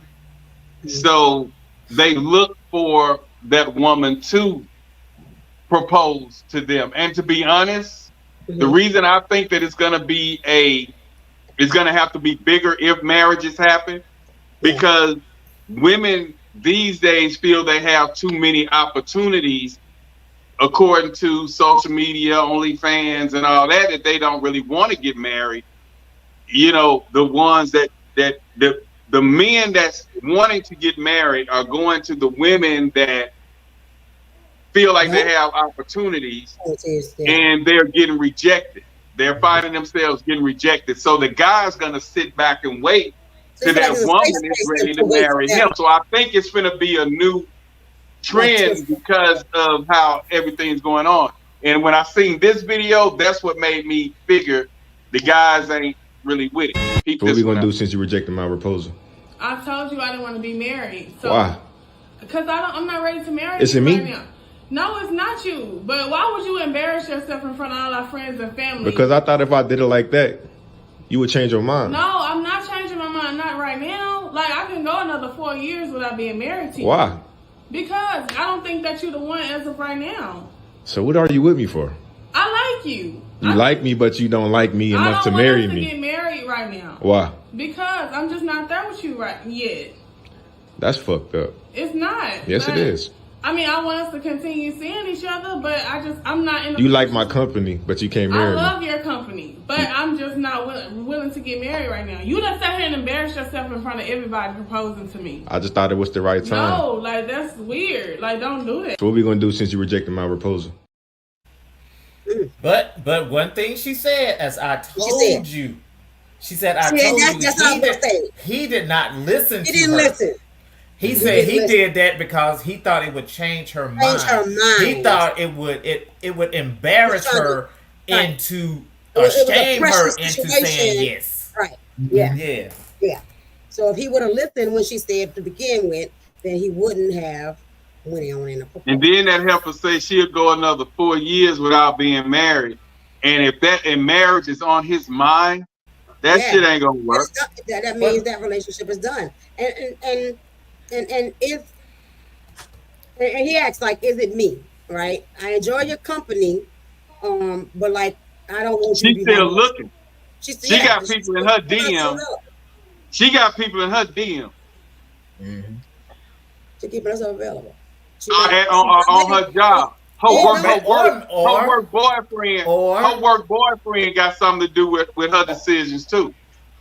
Her work husband. Or maybe she realized that she's not in a space for marriage yet. Maybe she's been doing some work. Maybe she's been talking to a therapist. Maybe she realizes that my scars are not healed yet. Or maybe she's fucking around and got a little side piece. Maybe she get another little dick on the side. We don't know what's going on. Maybe her mental and spiritual health not right though, Black. Maybe. Right. But as ghetto as she sound, I doubt she's seeking therapy. Well, here's the thing. Whatever she got going on, he need to go and leave that alone. Right. Let her deal with whatever she got going on with his DMs or soul searching, and he needs to read the right note. Say, I can go another 4 years without being married. I mean, I just don't think you the one right now. But I like being with you. So what it is, she living with this nigga. He taking care of her ass, but she still got her eyes set on other stuff.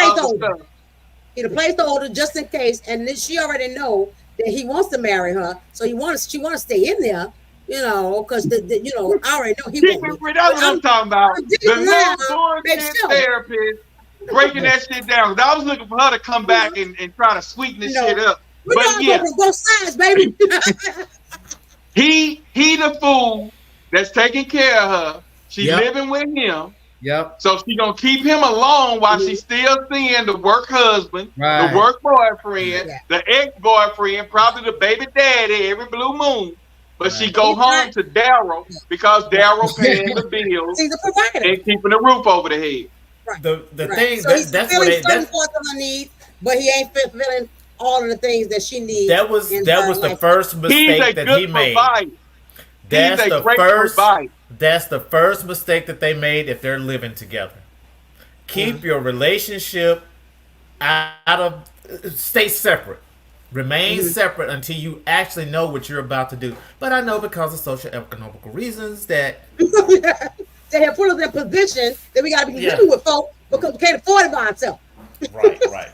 Especially now. Like I say, y'all, at the end of the day, so many factors. Regardless of what we think, our traditions, whatever, this new generation do not have what we had. Yeah, it's different. They don't have parents, and the parents are not teaching them. Fathers are definitely not in the homes. The parents shacking. Yeah. And they're growing up seeing that. And majority of the time, that daughter is gonna pick up that mother's trait. Absolutely. I don't care, no matter what the daddy teacher, no matter what the grandmama teacher, no matter what Aunt Susie teacher, that daughter is watching her mom. She's watching whatever she see every day. They watching that mama. They don't care about what the aunt doing. Where my mama drinking daiquiris, I want a daiquiri when I get grown. If my mama introducing me to Tyrone, Willie, and James, I'm gonna introduce my children to Shakar, Rashada, and them Jaquan, all them different them names they coming up with. Devontae was a popular name because of Jodeci. So all the kids, all the younger girls start naming their kids Devontae Shaquan. But Jefferson. She want to introduce them to this guy because they see when the mama dressed skimpy, showing her titties and ass, that daughter grow up 16, 17 trying to do the same thing mama did. It's a trend. Mm-hmm. So no matter what the mother say, don't do as I do, do as I say. No. That daughter's gonna watch what mama did. And when that girl say, you not my person for now, I like you, but I don't feel like you're the one right now. But we living together. Right. I'm keeping the lights on. Right. You probably taking your check, going out hanging with your friends. She likes her situation. You know what I'm saying? Yeah. And meet whoever, the friends, they go into the club together, but she at the club for an hour, 30 minutes, then she leave with John, then John drop her back off at the club for the club ends. I'm just saying, the new generation, we can't be hard on them per se, because they have to program their minds to get out there and move totally different than we had to move 20 and 30 years ago. And I would hate to come up, and I'm hoping, I got an 8-year-old. Yeah, I'm hoping by the time he reached 16 that something changed and they get more closer to the dad tradition, because it's hell out here now, man. Look, I would hate to have to get out here and try to date today. And I know I got game. It's so hard. I know what's happening. I know I got it going on. I know what my bank account looks like. The thing is, probably the type of woman that you would probably go for would not be the type of woman that we're describing. Yeah, but then she probably won't be able to have no fun either. Can't have no kids. How would he find that? Like, because again, it's far and few between. Just like the chivalrous man is hard to find, the traditional woman is hard to find. Right? It's hard to find. Exactly. They are very hard to find. And the thing that I say to the women that's proposing, and I'm gonna put out there, even if we go to the biblical sense, says Bible Belt, everybody biblical. The scripture says, he who finds a wife finds a good thing and obtains favor from the Lord. So what that means is you get blessed per se while you're married. And the reason you get blessed is because you chose that wife, and he's going to bless you with whatever you have to take care of that woman, and whatever you guys need, you find favor. That's what that verse means. For those who are biblical, that's what that means. Not, and I'm no means am I religious. Right. I'm spiritual. I'm spiritual. I'm not religious at all. But I did grow up, mom made me go to church every time the damn church doors was open. So I know the Bible. I read it from front to back at least 5 times. So I know the Bible. But I'm just saying, that's what that means right there. He who findeth, it don't say she who findeth a husband.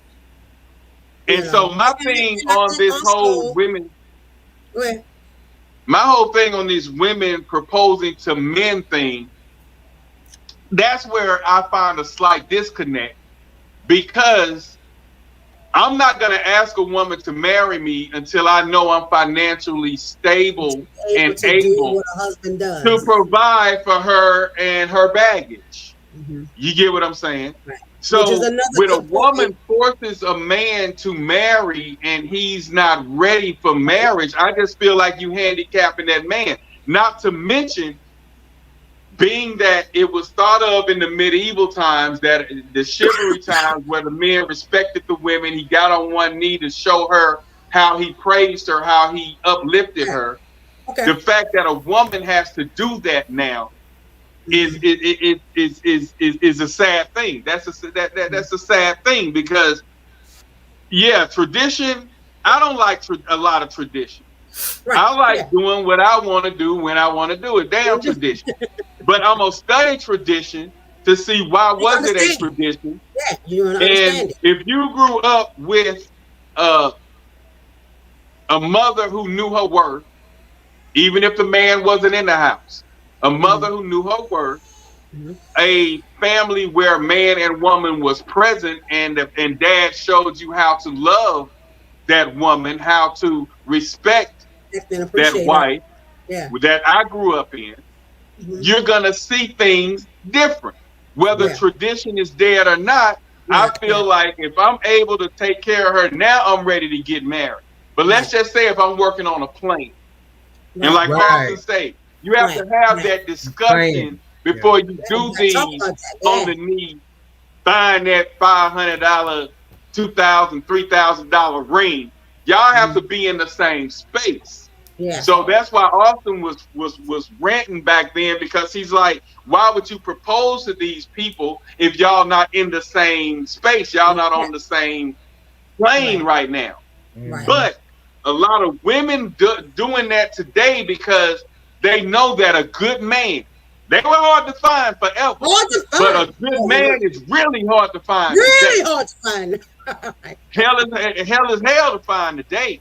Just like a good traditional woman, as Chanel said. The traditional man and the traditional woman are extinct, damn near. You gotta find you. When you find them, you better will them in.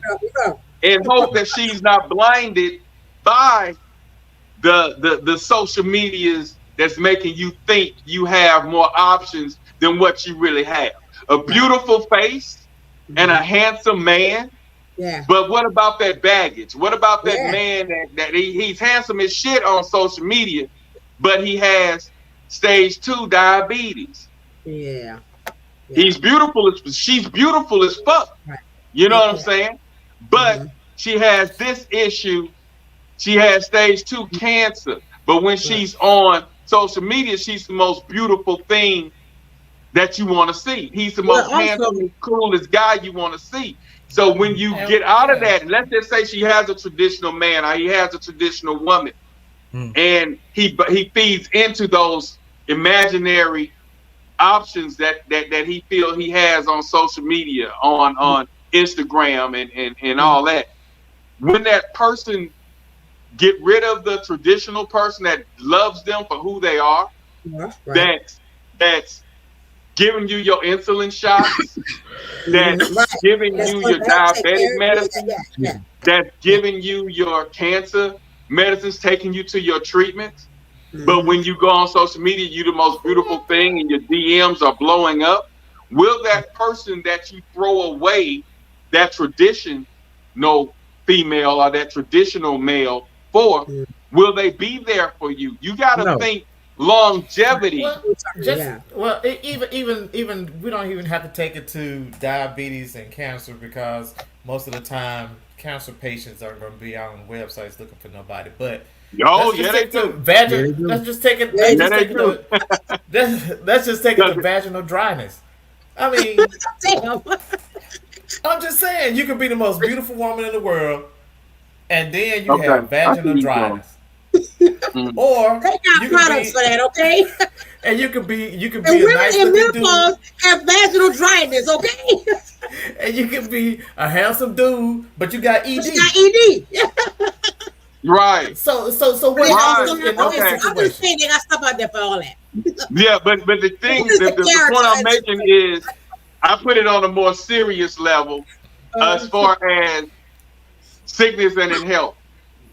Richard sickness and in health. Because the ED, you even said with the ED, he can pop a pill. So I'm just saying, sometimes pills work, sometimes they don't.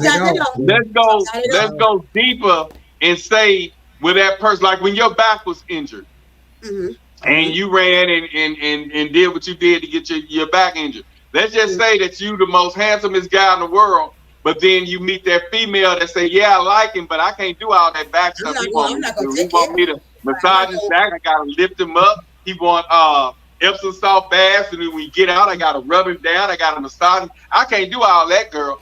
But she left a good man because she saw your little seductive, handsome ass in a DM. So you got to look at the baggage that you're getting, the package that comes along with that handsome ass. And majority of the most beautiful women you guys see, and I know you guys are friends with them and they're in your family, the most, I don't know why, but majority of the beautiful women that I know personally, they either sick or broke. Dang. A lot of them sick and broke. And if they ain't broke, they have mental issues. They're bipolar. They went through. They got raped when they was a child at 9 years old, and that baggage catch up with them. It's something about them that's just it's something about them. Yeah. Majority of the ones I know, they messed up. Yeah. As a mental health specialist, yeah, and most, right, especially now, we are recognizing where the mental health aspects come from, right, and all that, and that, of course, that don't mean you can't find a mate, but you need to be working on yourself, right? You need to work on yourself. If I have bipolar disorder, I need to know what my triggers are and how my moods swing, and I need to know myself so that I can be in a healthy relationship. And a lot of them don't look into themselves. Right? Well, the thing is, it's not even the fact that we have a lot of damaged people out there. We have a lot of people that are damaged that are not doing anything. That are not doing anything about it. Yeah. If you, I've got my own trauma, but I'm in therapy. I'm in treatment. I'm in doing this, so I'm okay. Just this first of the year, I made tremendous strides. Yes. But it's because I'm working on it, though. Yeah. So if you're not working on it, what do you expect to get? What do you expect to have? And you can't just stay stewing in your trauma all your life and think you're gonna have a healthy relationship with anybody, not even yourself. Right. Yeah, and I think also people look for other people to fix them. Right. People looking for mates to fill an empty space or fill a hole, or I'm gonna marry him because he take care of the empty space in my heart or whatever and all that. But you have to work on that empty space, right? You have to work on the areas that are lacking for you, so that you can be in a healthy marriage or relationship or whatever it is, right? So it's like it's a totally different. The newer generation got a hell of a lot more to deal with than what we had to deal with. And so when they say women proposing now, it's to each his own. I understand that. Yeah, everything is to each his own. Everything is whatever floats the boat for you, and we understand that. And we're just looking at it. It's a new thing. It's new. And it's only 5% of women that's doing it now in heterosexual relationships. Right. When it comes to who should propose, many people still follow the traditional model where men do all the heavy lifting. Surveys have shown that women propose in only around 5% of heterosexual couples. Think that's going to increase? Yeah. Because the men not asking them.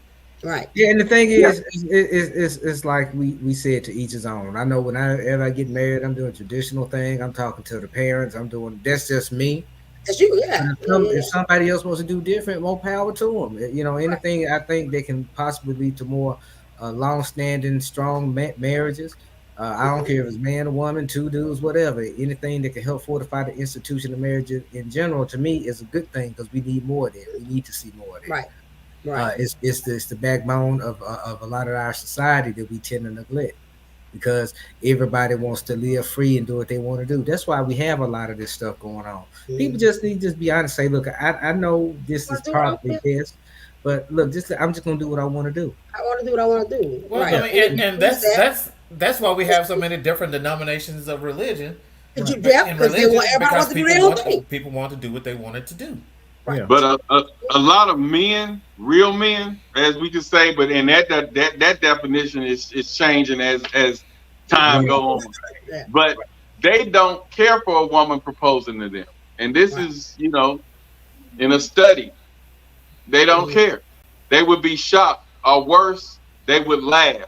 Some men said they would find it awesome or a turn on. And I'm sure he was 25, 30, 25. He said, but majority of the couples said that a woman proposing to a man would be disappointing or outright refused. Yeah. Because I get it. They taking the one thing. See, when they do that, it's almost like stealing. It's almost like stealing the thing from, There you go. Can I say? Do you think that's emasculating? You know, Yeah, and a lot they of us taking men, you know, a lot of us men, we feel like with the advent of all the pronouns and the different genders, a lot of Right. times we may feel like we're under attack. It's like that's one thing that was a tenet of manhood was choosing a woman that you wanted to marry, going Right. through the courting process, getting down on one knee, talking to the parents, and it's like, damn, you want to take that too? Take that too. Yeah. Yeah. Because even like with me, like I was ready. I was ready to get married when I really wasn't ready. I thought I was ready, but I thought I was ready to get married. I had a kid. I didn't want to keep having kids out of wedlock. I wanted a husband and all that. And I had that conversation. I said out loud, like, I would like to be married, right? And stuff like that. I didn't propose, but I made it known that I wanted to be married, right? Right. Okay. It was pressure. You put it out there. Definitely pressure, right? But there was definitely pressure because I'm like, I ain't gonna be waiting around for help. Yeah, we already got a kid. I didn't already said that this is what I want. If it's not what you want or whatever, then cool, right? But that means I need to figure some shit out. I need to figure out if this is where I need to stay at, or should I move on, or whatever the case may be, right? And so he never did propose. We wound up getting married because he already knew I wanted to, right? Mm-hmm. And stuff like that. And so he just started. He made the premarital appointment with Pastor and them, right? Right. That was kind of my proposal. I made the appointment, like, you know, but I didn't get. I wanted that. I wanted the traditional. You know, ask me to marry you, fool. You already know I'm gonna say yes because I already told you I want to be married, right? Right. Right. Like there was a gap in there, and I really don't think even he was afraid I was going to walk away. That's what I really think, right? And so he did marry me. Didn't work out after some time, you know. He would say now that was a great decision that he went ahead and did it, but he wasn't ready at the time. He wasn't, and unbeknownst to my own self, I wasn't ready. You know, right. I did know I did not want to keep popping out babies. You know, I wanted the security. I wanted, you know, I wanted one man with my kids like that's it, right, and stuff like that. And so, and I don't think I ever would have, you know, went as far as to propose, you know, especially in that manner. Even if I was going to propose, I would not get on one knee. Because again, I just feel like that's a whole reversal, you know. And y'all know I'm very liberated and like woman's rights. Y'all know I'm very, you know, conservative. I mean, very liberal when it comes to, you know, women's things and all that kind of stuff. But I do have some underlying those things are still important to me. I have value in a man asking a woman, right, and stuff like that. And I feel like women should make it known, right, and then have those discussions. That is this the route that we on? You know, you know, are you even interested in marriage? Right. That's one of the first few conversations me and Boo had when we first started kicking it together. We weren't even actually dating yet. You know, and stuff. But we had those conversations. Would you get married again? Because we're both divorced. Would you get married again? Would you be interested in something like that? You know, and kind of gauging where that person is, you know. And then it's kind of like messing up part of the chase, part of the whole courting process with a woman. Right. It's like in my mindset, like me courting, I got a certain sequence of how I want things to go. And just if she would have asked me, I'd be like, I was almost there when you just give me a minute. Yeah. I think we do need to operate with more patience and understanding, and again, talking about the things, right? Because if you're having those conversations, then I know you're not quite ready yet, and you can verbalize as a man. Look, I'm trying to get some stuff together. I'm interested, but I'm trying to get some stuff together, right? You know, but I also think a lot of men aren't honest about where they at. Yeah. And if I saw a woman, that's the thing you have to be for any relationship to work. Because that's one thing I've endeavored to learn recently. You have to be honest with yourself about where you're at. That way you can really know where you're going, especially if you're talking about dating somebody. Right. You really have to have a firm sense of who you are and where you at, and you got to come in as healed as possible. Otherwise, it's just going to end a disaster for both of them. And if I encountered a woman and we were in a situation that she was trying to get down on her knees, I would have started unbuttoning and zipping my pants. Exactly. The man who truly wants to marry you, He wants to be the one to propose. He's not looking for you to propose to him. So whenever you hear these dudes say, well, why can't women propose to men? That's a dude who's like, you like this girl, but you're not really into her like that. And you just don't want the responsibility of getting the ring and doing this. Like, but if you was really in love with her, you would have no problem if you believe in marriage. We've seen it in cartoons growing up. You know, you see Pepe Le Pew, he's gonna chase. We watched Family Matters. We saw Steve Urkel chase Laura down, you know, and he will always say, I'm wearing you down, I'm wearing you down. So at the end of the day, I don't know where we've created these men nowadays that are just afraid to step up and go after what they want. Yeah. That goes along with that responsibility comment. Yeah, and that goes back to what I was saying in the beginning. A man knows if he wants to marry you. And it does. But the women force him. Going to be a force. Yeah. You can't really force anyone to do anything, right? You can't. No. Well, if you said, you could try to manipulate. Like Cornell just said, you can manipulate. You can. No, I think George said this. You can do that in front of everybody. Mm-hmm. And that person will accept because they love you, so they'll just say, "Okay, they should do just like that lady did. They should do just like that lady did and say, "Hey, you didn't embarrass yourself in front of everybody. I told you I wasn't ready. You wanted to get up here and try to shame me? Nope, you're going to be shamed because I'm about to tell you. You're going to be ashamed. So I ain't got no more you weed, baby. I'm broke, baby. Hey, y'all, this one was the one that got me. I've seen a lot of the things, but this one here, this one was the most messed up woman proposing gone wrong that I've seen. Peep this one. So I ain't got no more you weed, baby. I'm broke, baby. Be quiet, be quiet. So I would like to make a toast to Daniel. Toast. You know, we've been together for a long time, Daniel. And I really got something I want to ask you because I love you so much. Okay? Chill. Go out. She doing it. Come for what? Daniel, I love you so much. And I just want to know. Get out!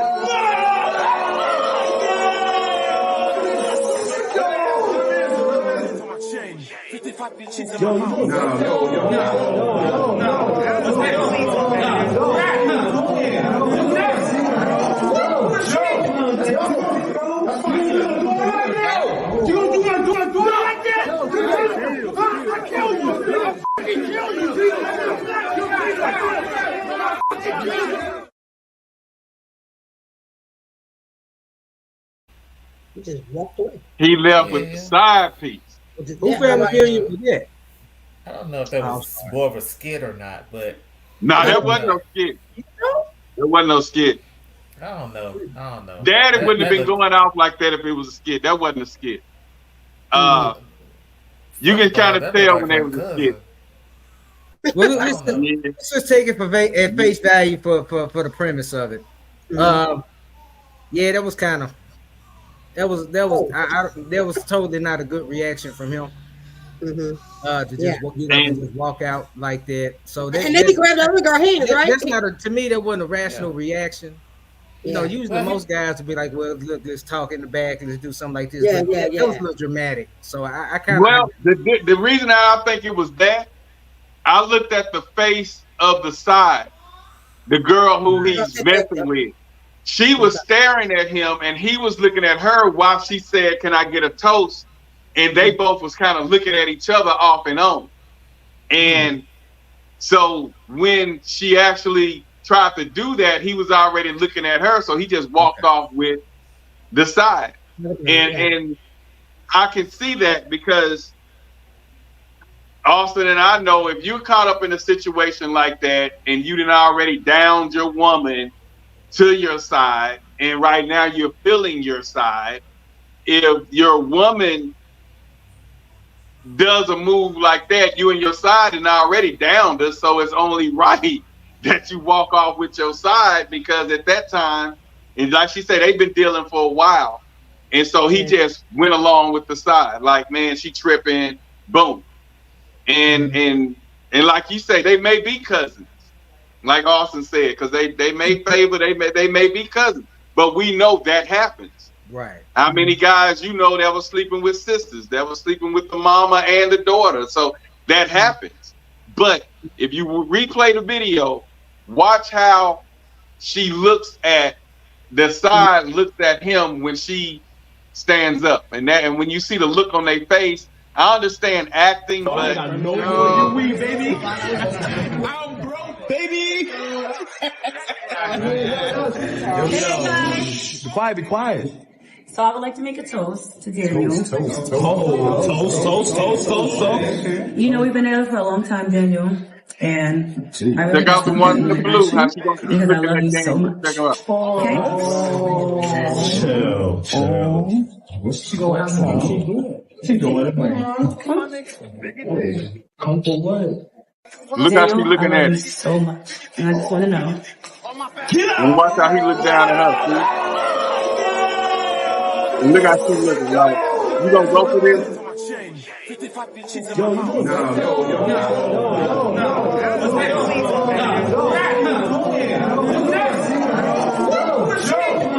And then look at her face.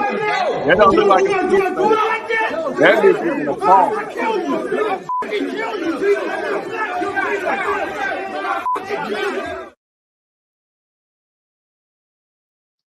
All right. So And like I said, that's just that guy wasn't trying to get married. Yeah, prank or real, it was a taking move. You don't do no young woman like that at a moment like that. You just get up and you walk out by yourself, but you don't get up. That there means you don't like her. What you doing? They doing it. You don't even like her. But it's still certain things is class and having some kind of Yeah. places. Man, if you gonna do it like that, you just ain't shit no nigga anyway. Yeah, he's an ancient nigga. So Yeah. she did him. He probably did her a favor. If you're messing with somebody that's in the friend circle anyway. Anyway, like you, yeah. But they don't know. They don't know. It don't matter. No, what you mean they don't know? Who don't know? The two don't know. The dude and the chick that was messing around, they knew they were in the friend circle. Right. Yeah, I feel what you're saying. They knew, yeah, but she didn't know. And these days, people don't care. It's about what floats my boat. Right. Right. And women are lonely these days, so it's easy for men to get in a circle and mess with all the friends because they lonely. That's why polygamy and all that stuff is growing up and accepted, because it's not that many good people. So that one man able to have 3 women, and they all know about each other, or going behind the friend back, screwing them because they can't find and they want what that friend has. That's why it's Stop popular. advertising what you got at home. Stop advertising. And then this dude here, I just figured he gay.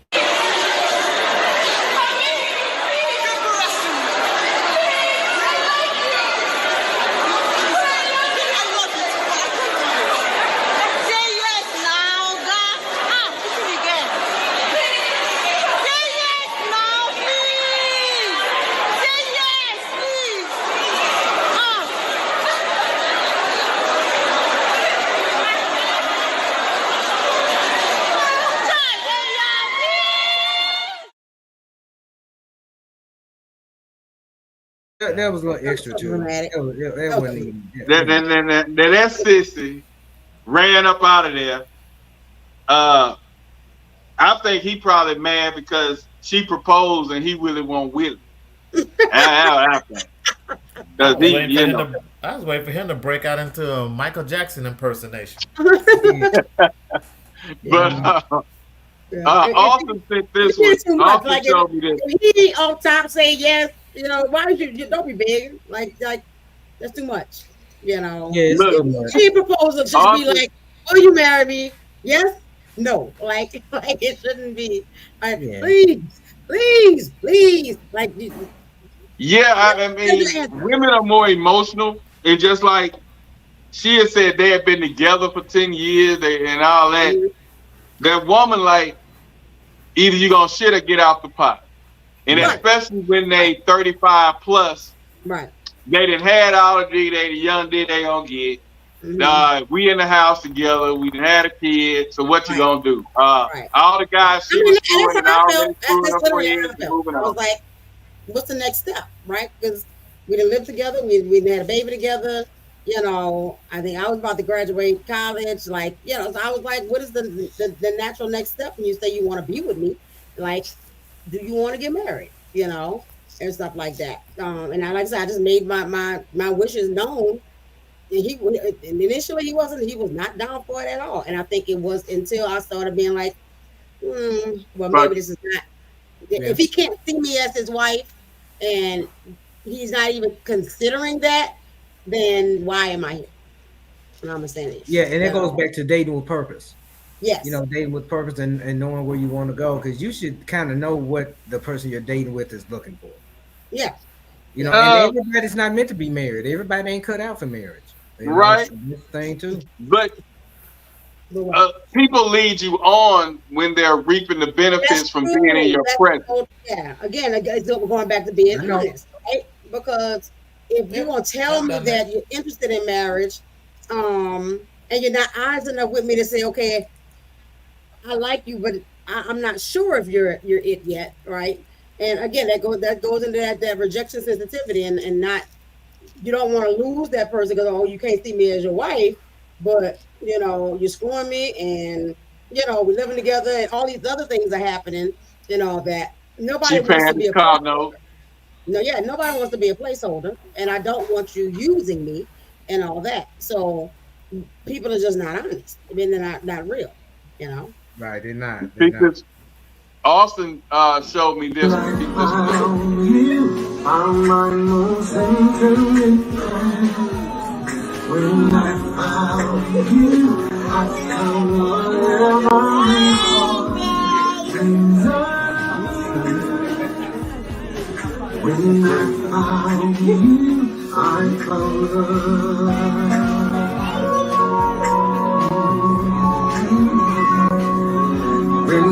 didn't know what I was gonna say.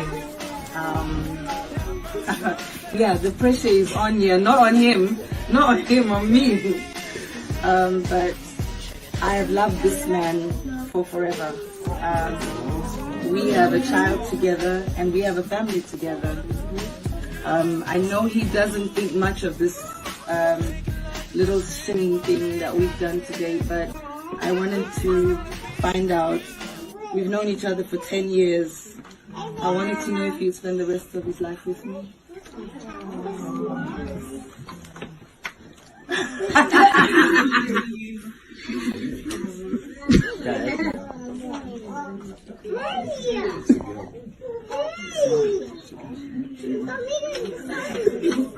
Yes or no, Chris? That's it. Yes or no? As an African man, you have to do it the proper way. I'll go and kiss her, man. You want to see that, man? You want to see some juice, right?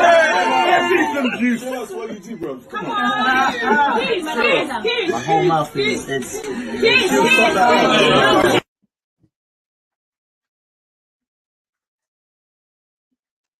Did you see his face?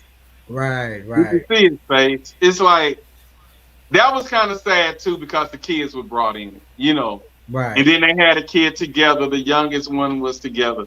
And that rejection there, speaking of trauma, that heifer she's gonna have to seek therapy to even get back right, regardless on, I'm gonna move on, he didn't do it, but she's gonna have to go to therapy because she's gonna be afraid to give in to any other man after this.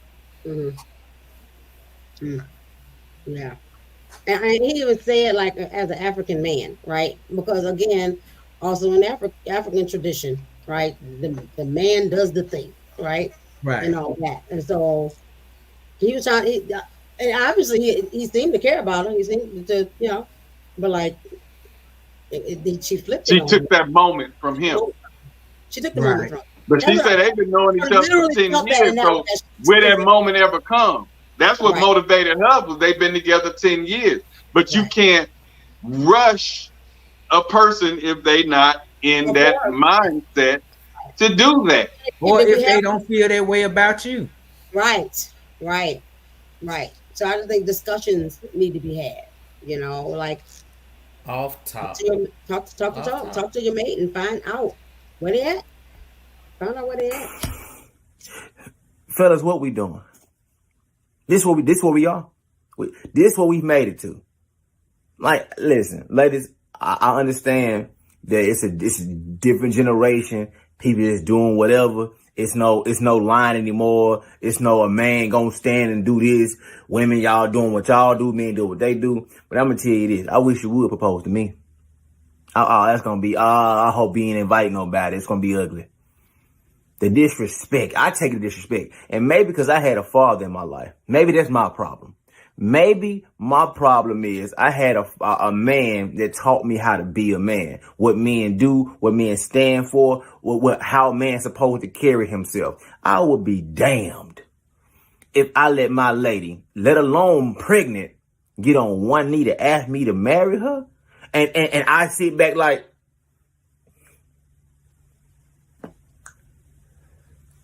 look at him. What we doing? When did it, what happened? What year did this start? What's going on?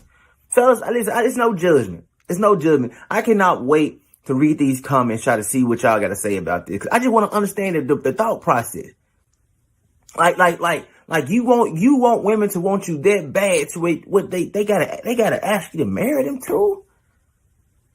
You in this particular case, he didn't ask before she got pregnant. And I understand life stuff happens, unexpectedly. You didn't ask her why she was pregnant, because she asked you.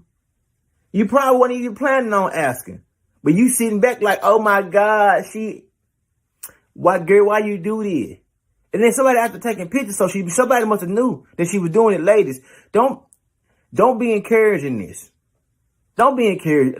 If your friend girl is sitting back telling you that she's planning to propose to her dude, don't be patting her on the back. Don't be right, Gary. Okay, I see you, Gary. Don't be doing all that.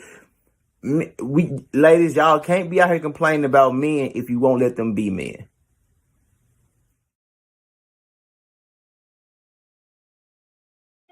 And that's basically what George was saying all night.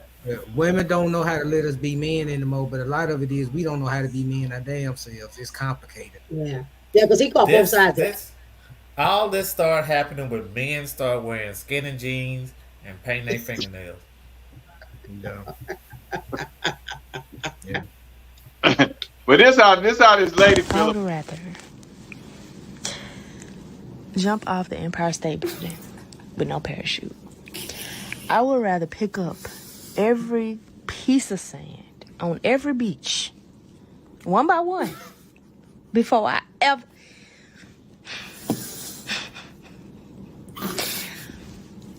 I would rather wash my whole house, walls and all, with a toothbrush before I ever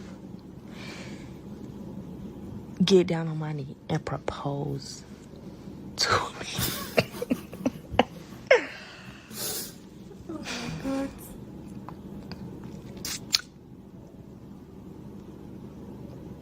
She went on to say she went to his sisters and his mama and asked for their permission to marry him. And he just sitting there covering his face with the thing like he crying.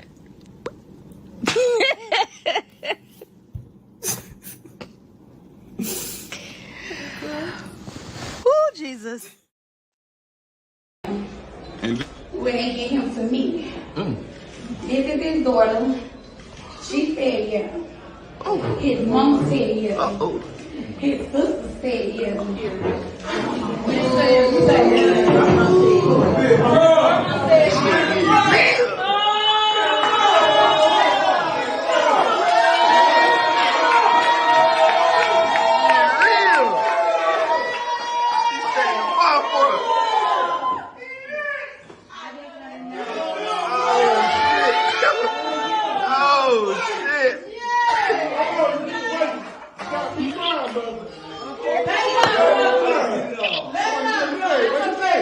What you say?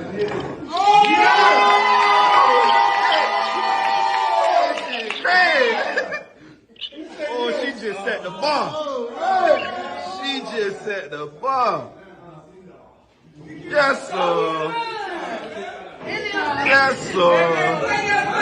She just set the bar. She proposed. That is so nice. So with all that being said, I want to thank all y'all for holding my secret. Yes, sir. Look at him crying like a little old baby.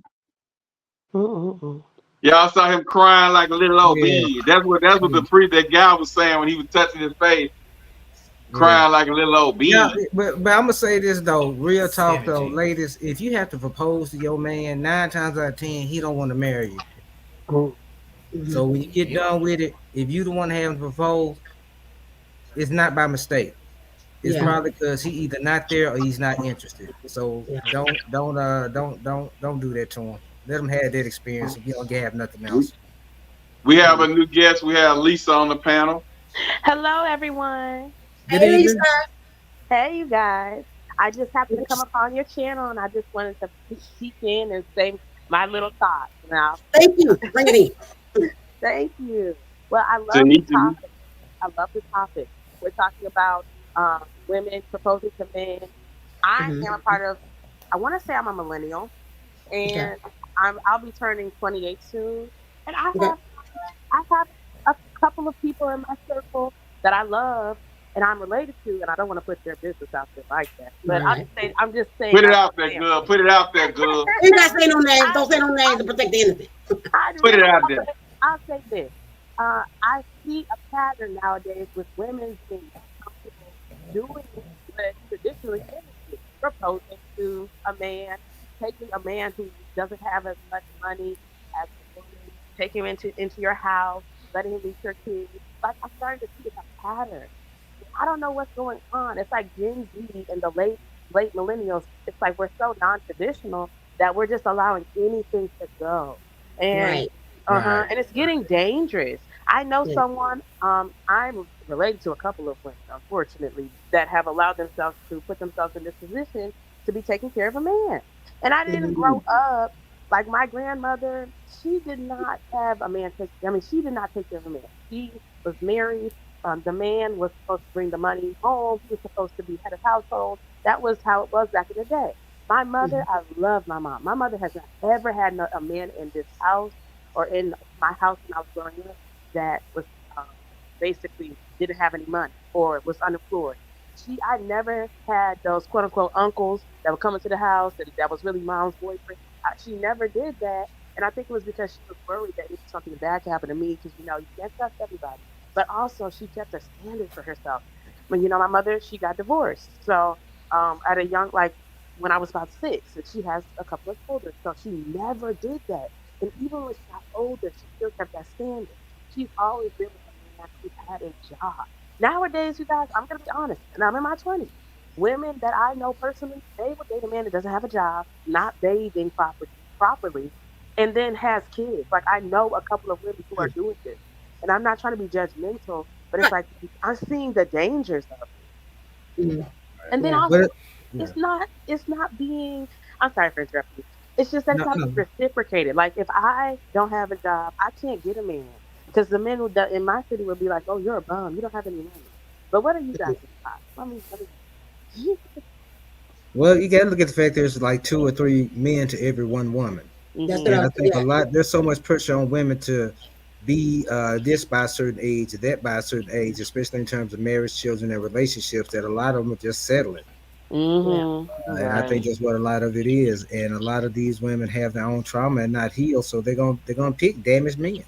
That's a big part of it too. So that's why you're seeing such a prevalence of it. And plus, the baby boy syndrome was not just a film; it's a real phenomenon.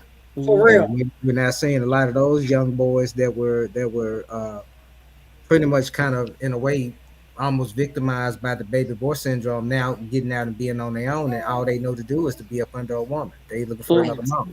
So you get a good looking guy and a woman that's damaged and looking for companionship, and there you go. Okay. Right. Yeah. And a lot of times these days, sex is the focal point of the relationship. Right. And they get old, when women find that one guy who she done had 2 or 3 kids by, and he's one of the only ones who made her get an orgasm, which is hard to get, according to what the women say, quote unquote. They figure, hey, this is the one. And then a lot of them don't want to be statistics. I know a lot of women too that marry guys because they didn't want the kids out of wedlock, because they wanted to not be a statistic, as they call it. So I'm gonna marry this person even though I'm not in love with this person. But we have 2 kids together.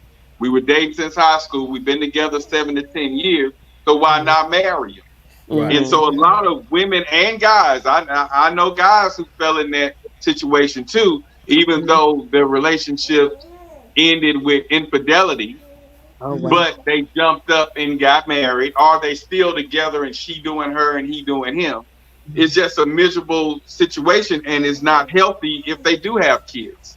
Right. It's not a healthy relationship. What needs to happen is all the studs out there need to go ahead and have a surgery and build them a penis so we can level this playing field out. So that would work. I mean, do what you gotta do. Call it a day. Do what you gotta do. Yeah, that's all right. And giving, especially because you're so young, that's great for us to have that. Your opinion too. Right. I invite any young folks to like help us understand. Help us understand where y'all come. But she's more of a traditional person. So so she admired her mom and her dad and her uncles and her aunt because she still has traditional ways compared to her peers that she hangs, that she know and hang around. So we I don't know if we can say traditional, because you said your mom and dad were divorced, right?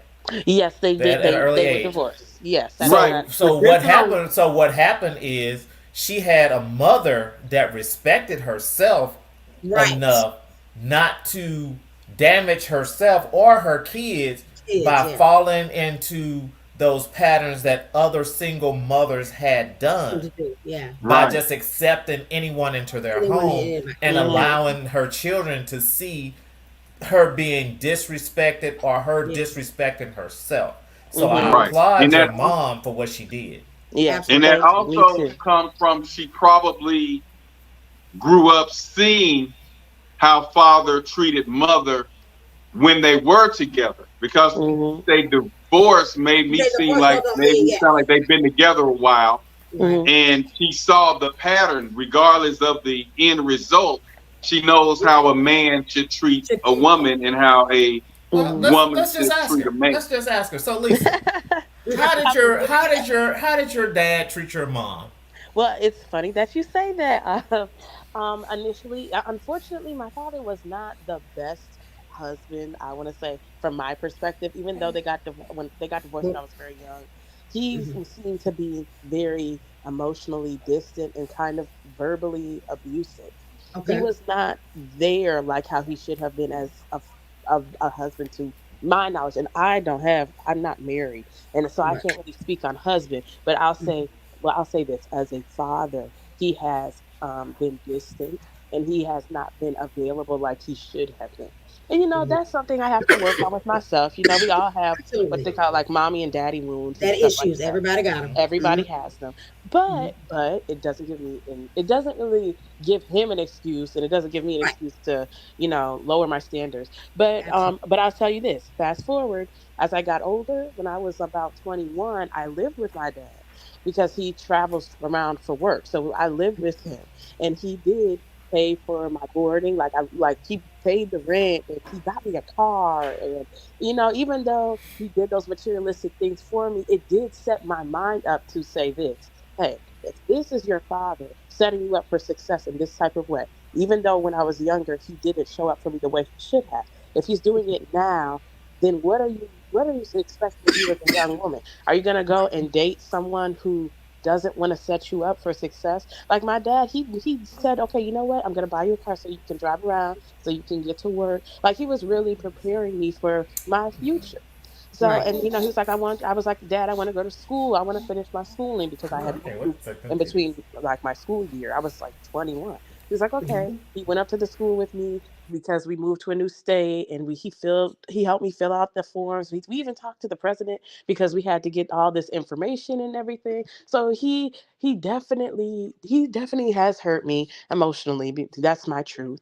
But he did show up in that way, and it forced me. And even when I came back home, because we all moved because he moved for work and I moved back home, to my home state. My mom was dating, like she finally started to date again. My mom she really was like, I guess she abstained from dating and stuff like that throughout my youth. Because, like I said, maybe fears, whatever it may have been, self-respect, whatever it was, she definitely was like, no, I'm not going to do that.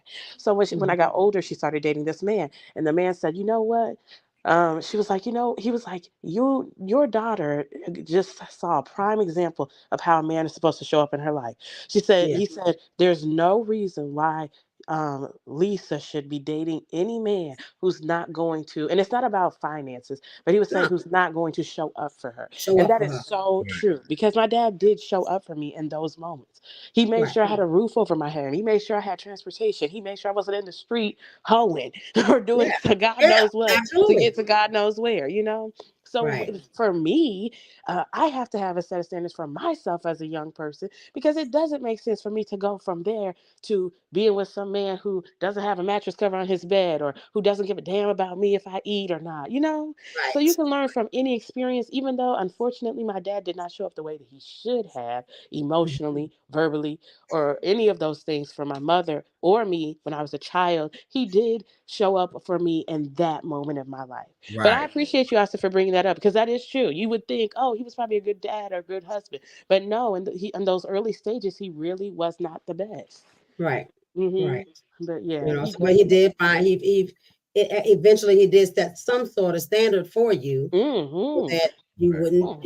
And that's a lot of our stuff too, is that if you don't have a man there to show you or give you an example and teach you how you should be treated as a woman, then you go out and end up with, fuck-tarts. Just anything. You're absolutely right. You're right. And another thing I would say is, because I am for like a kind of bordering Gen Z, a lot of us get our information like completely from online. Like you'll go on TikTok. That's such a huge app for us. And you'll see things like Shira 7. Like when I was like 21, I would frequent her YouTube channel. Like I was a fan of Shira. I was 21 in 2016.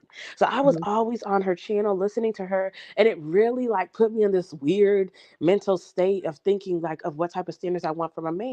And it's kind of dangerous though. And I want to add to this. So if you guys have any young family members, like, and girls especially, be mindful to like make sure that they're not watching too much of that, because it can really set you up to like, it's not gold digging. Shira kind of sort of in those femininity groups, they kind of set you up to really have a mentality of like a prostitute. Right. I didn't want to say because I'm not a prostitute. No, but that's real. I was glad that to hear you able to watch that and still maintain who you are as a person and keep your respect says a lot about you. Thank you for having a strong mind. And let's not say so. I'm sure.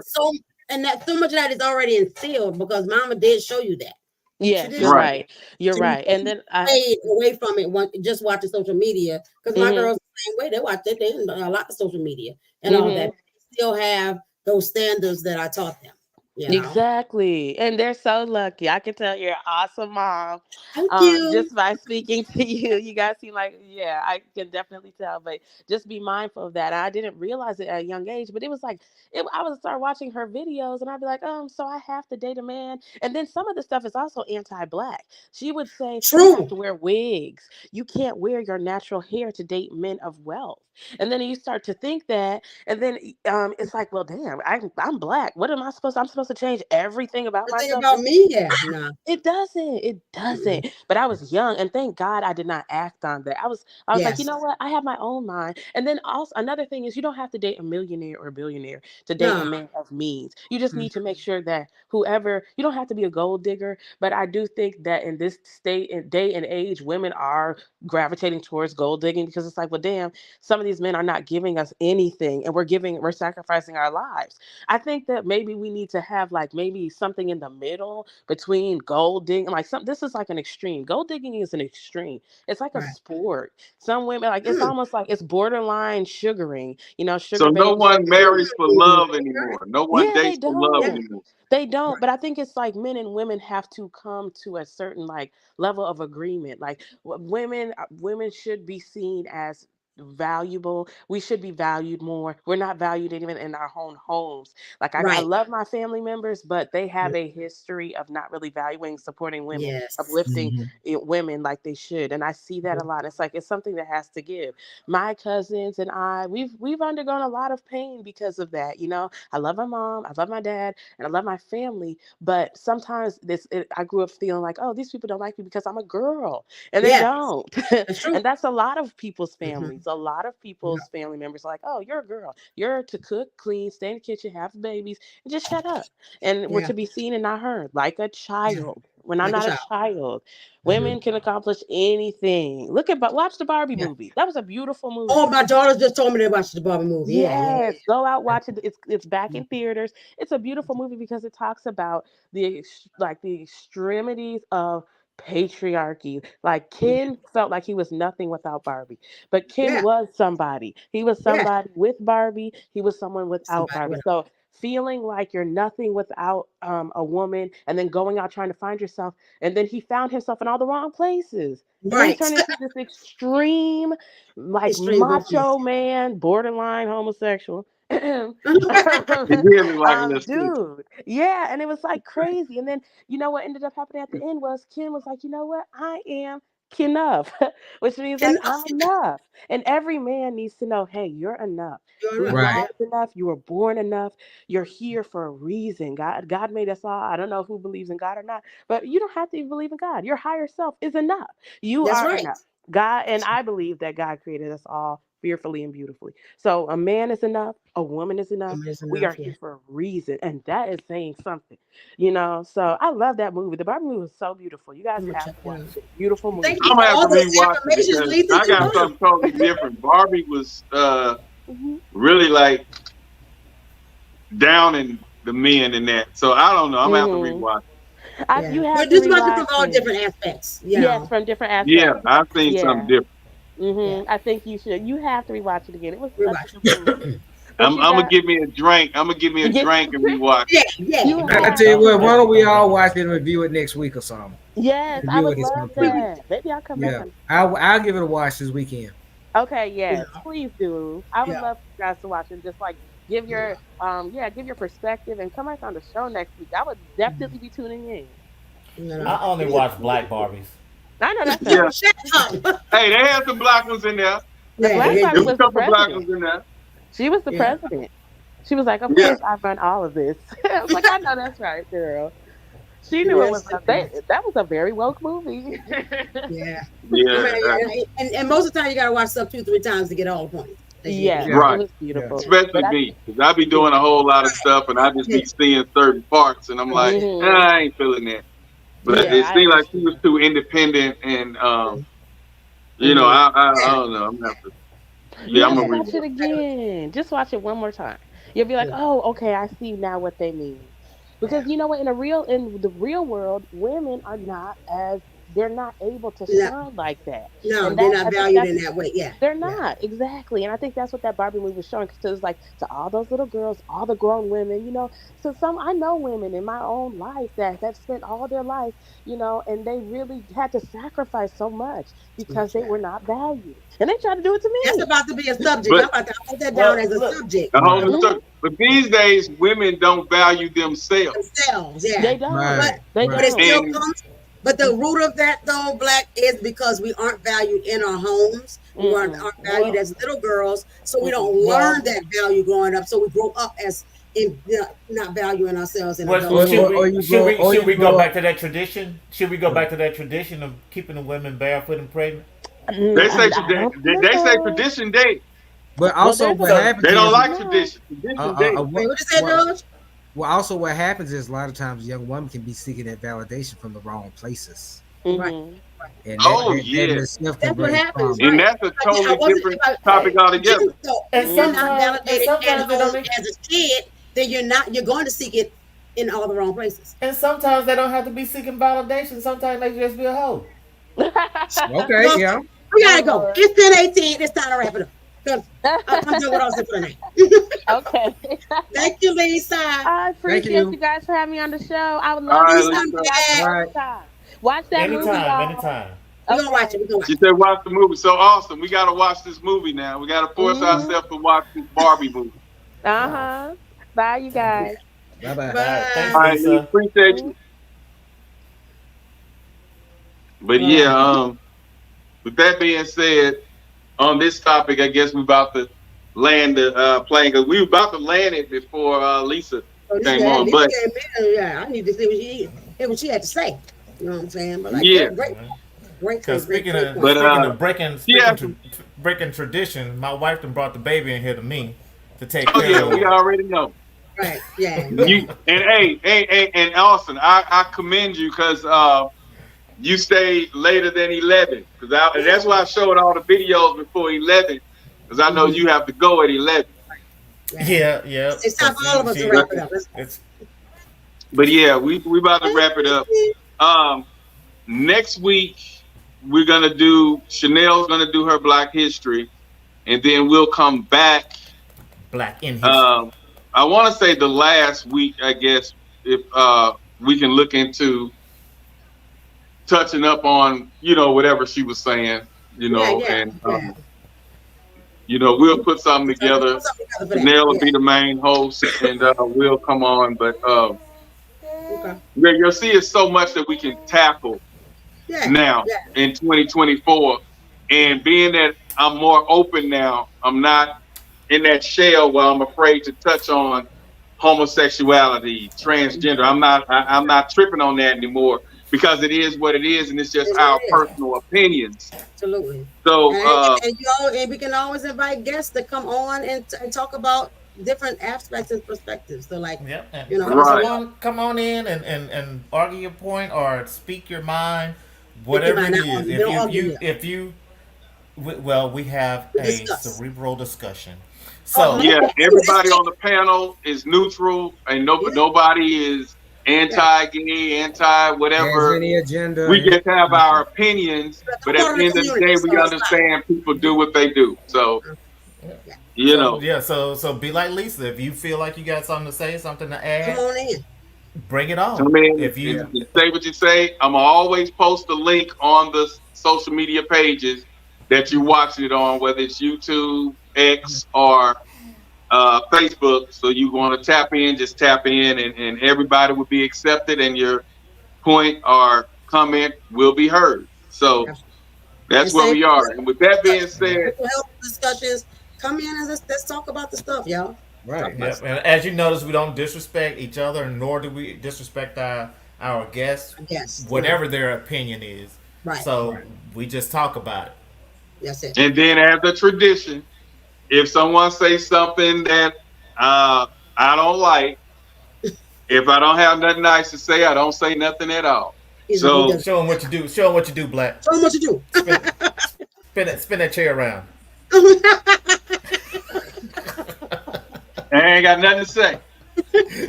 but because the lady came on there the other week, I ain't saying no name, but she was saying stuff I didn't agree with. I didn't say nothing. I let y'all take over that. I was just quiet as a mouse. I had to gather myself to say what I wanted to say, but then you guys took over and said everything that I would have said. So I was like, cool. And that's the good thing about having a team. Even though people want to do stuff solo, but it's good to have a team in that situation.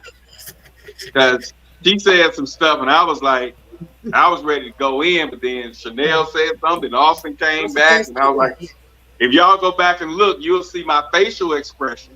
But I didn't say nothing. I let them handle that. But we done it. Season 2K4, so 2K24. So we in there. It's a new season. We're doing what we do. The theme music is probably going to be switched up next week, guys. So check it out. That's why I didn't even want to play the one for this week. It's going to be different. I needed something a little groovy because I'm in a different mood. I'm in a different spirit. So We're gonna play that next get my team music together for mine too. Okay. Okay. Send me the MP3. I'm gonna give you my email so you can send me the MP3. And but yeah. Or do you have a video or is it MP3? I ain't got nothing yet. I'm starting from scratch, man. I keep asking Okay. They take it too long. Okay. Well, let me know because if I can help in that area, I will.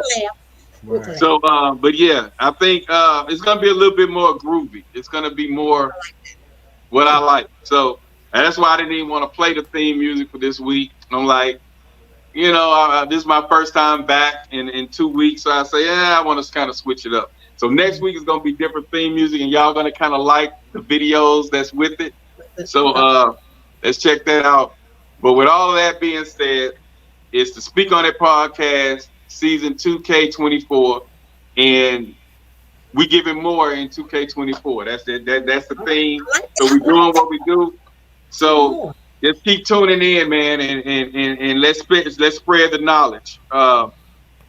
It's gonna be up. Chanel will be on here next week with her Black History. It's gonna be the Black History theme. She's gonna break down what Black History means to her because she is Black History. So she's gonna break that down. So tune in, check that out. Y'all want to get educated on what Black history really means. What is Black history? Because I know a lot of, especially the millennials and X, they you know, they don't know what Black history Come in is. and talk about it. Let's speak on it. If you know something extra that people of color or Black people contributed to society, right? Let's speak on it. I mean, let's talk about slavery not being that bad. Yeah. Right. You know, wasn't that bad. You did something wrong, you got your ass whooped. Same way we did when we were growing up. Same thing. They did it to the white man. The white man whooped your ass. White man whooped your ass to tell you what to do in slavery. Your mama and them tell you what to do is discipline. So I don't know. That's another thing. But I think our mothers was influenced by slavery. But that's just a totally different, topic. Yeah. But yeah, we out of here, man. Speak On It podcast. Oh, did you have something right quick? You was about to say something. What you got? I hope we not. We need to have an open discussion too next week about pasteurized, homogenized version they feed us and our kids in these public schools. They even doing away with that now. So we can talk about that too. Yeah, they're even making where you can't even discuss slavery or say slavery in certain schools. In schools, okay. Yeah, we can talk. And about I think so next week I think with Chanel's creativity and her ideas is gonna be lovely. So George, I think that'll flow right along with the Black History thing. So yeah, let's do that. And Austin and I may pop on, but we got obligation. But cook them lamb chops. Lamb, I hate lamb. I gotta cook the lamb chops and them lobster tails.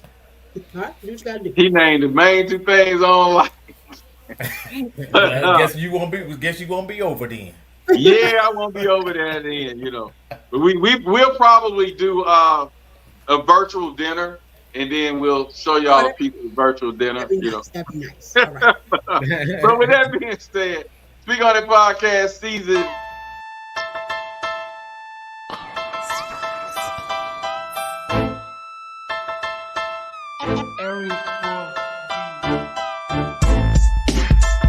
Peace.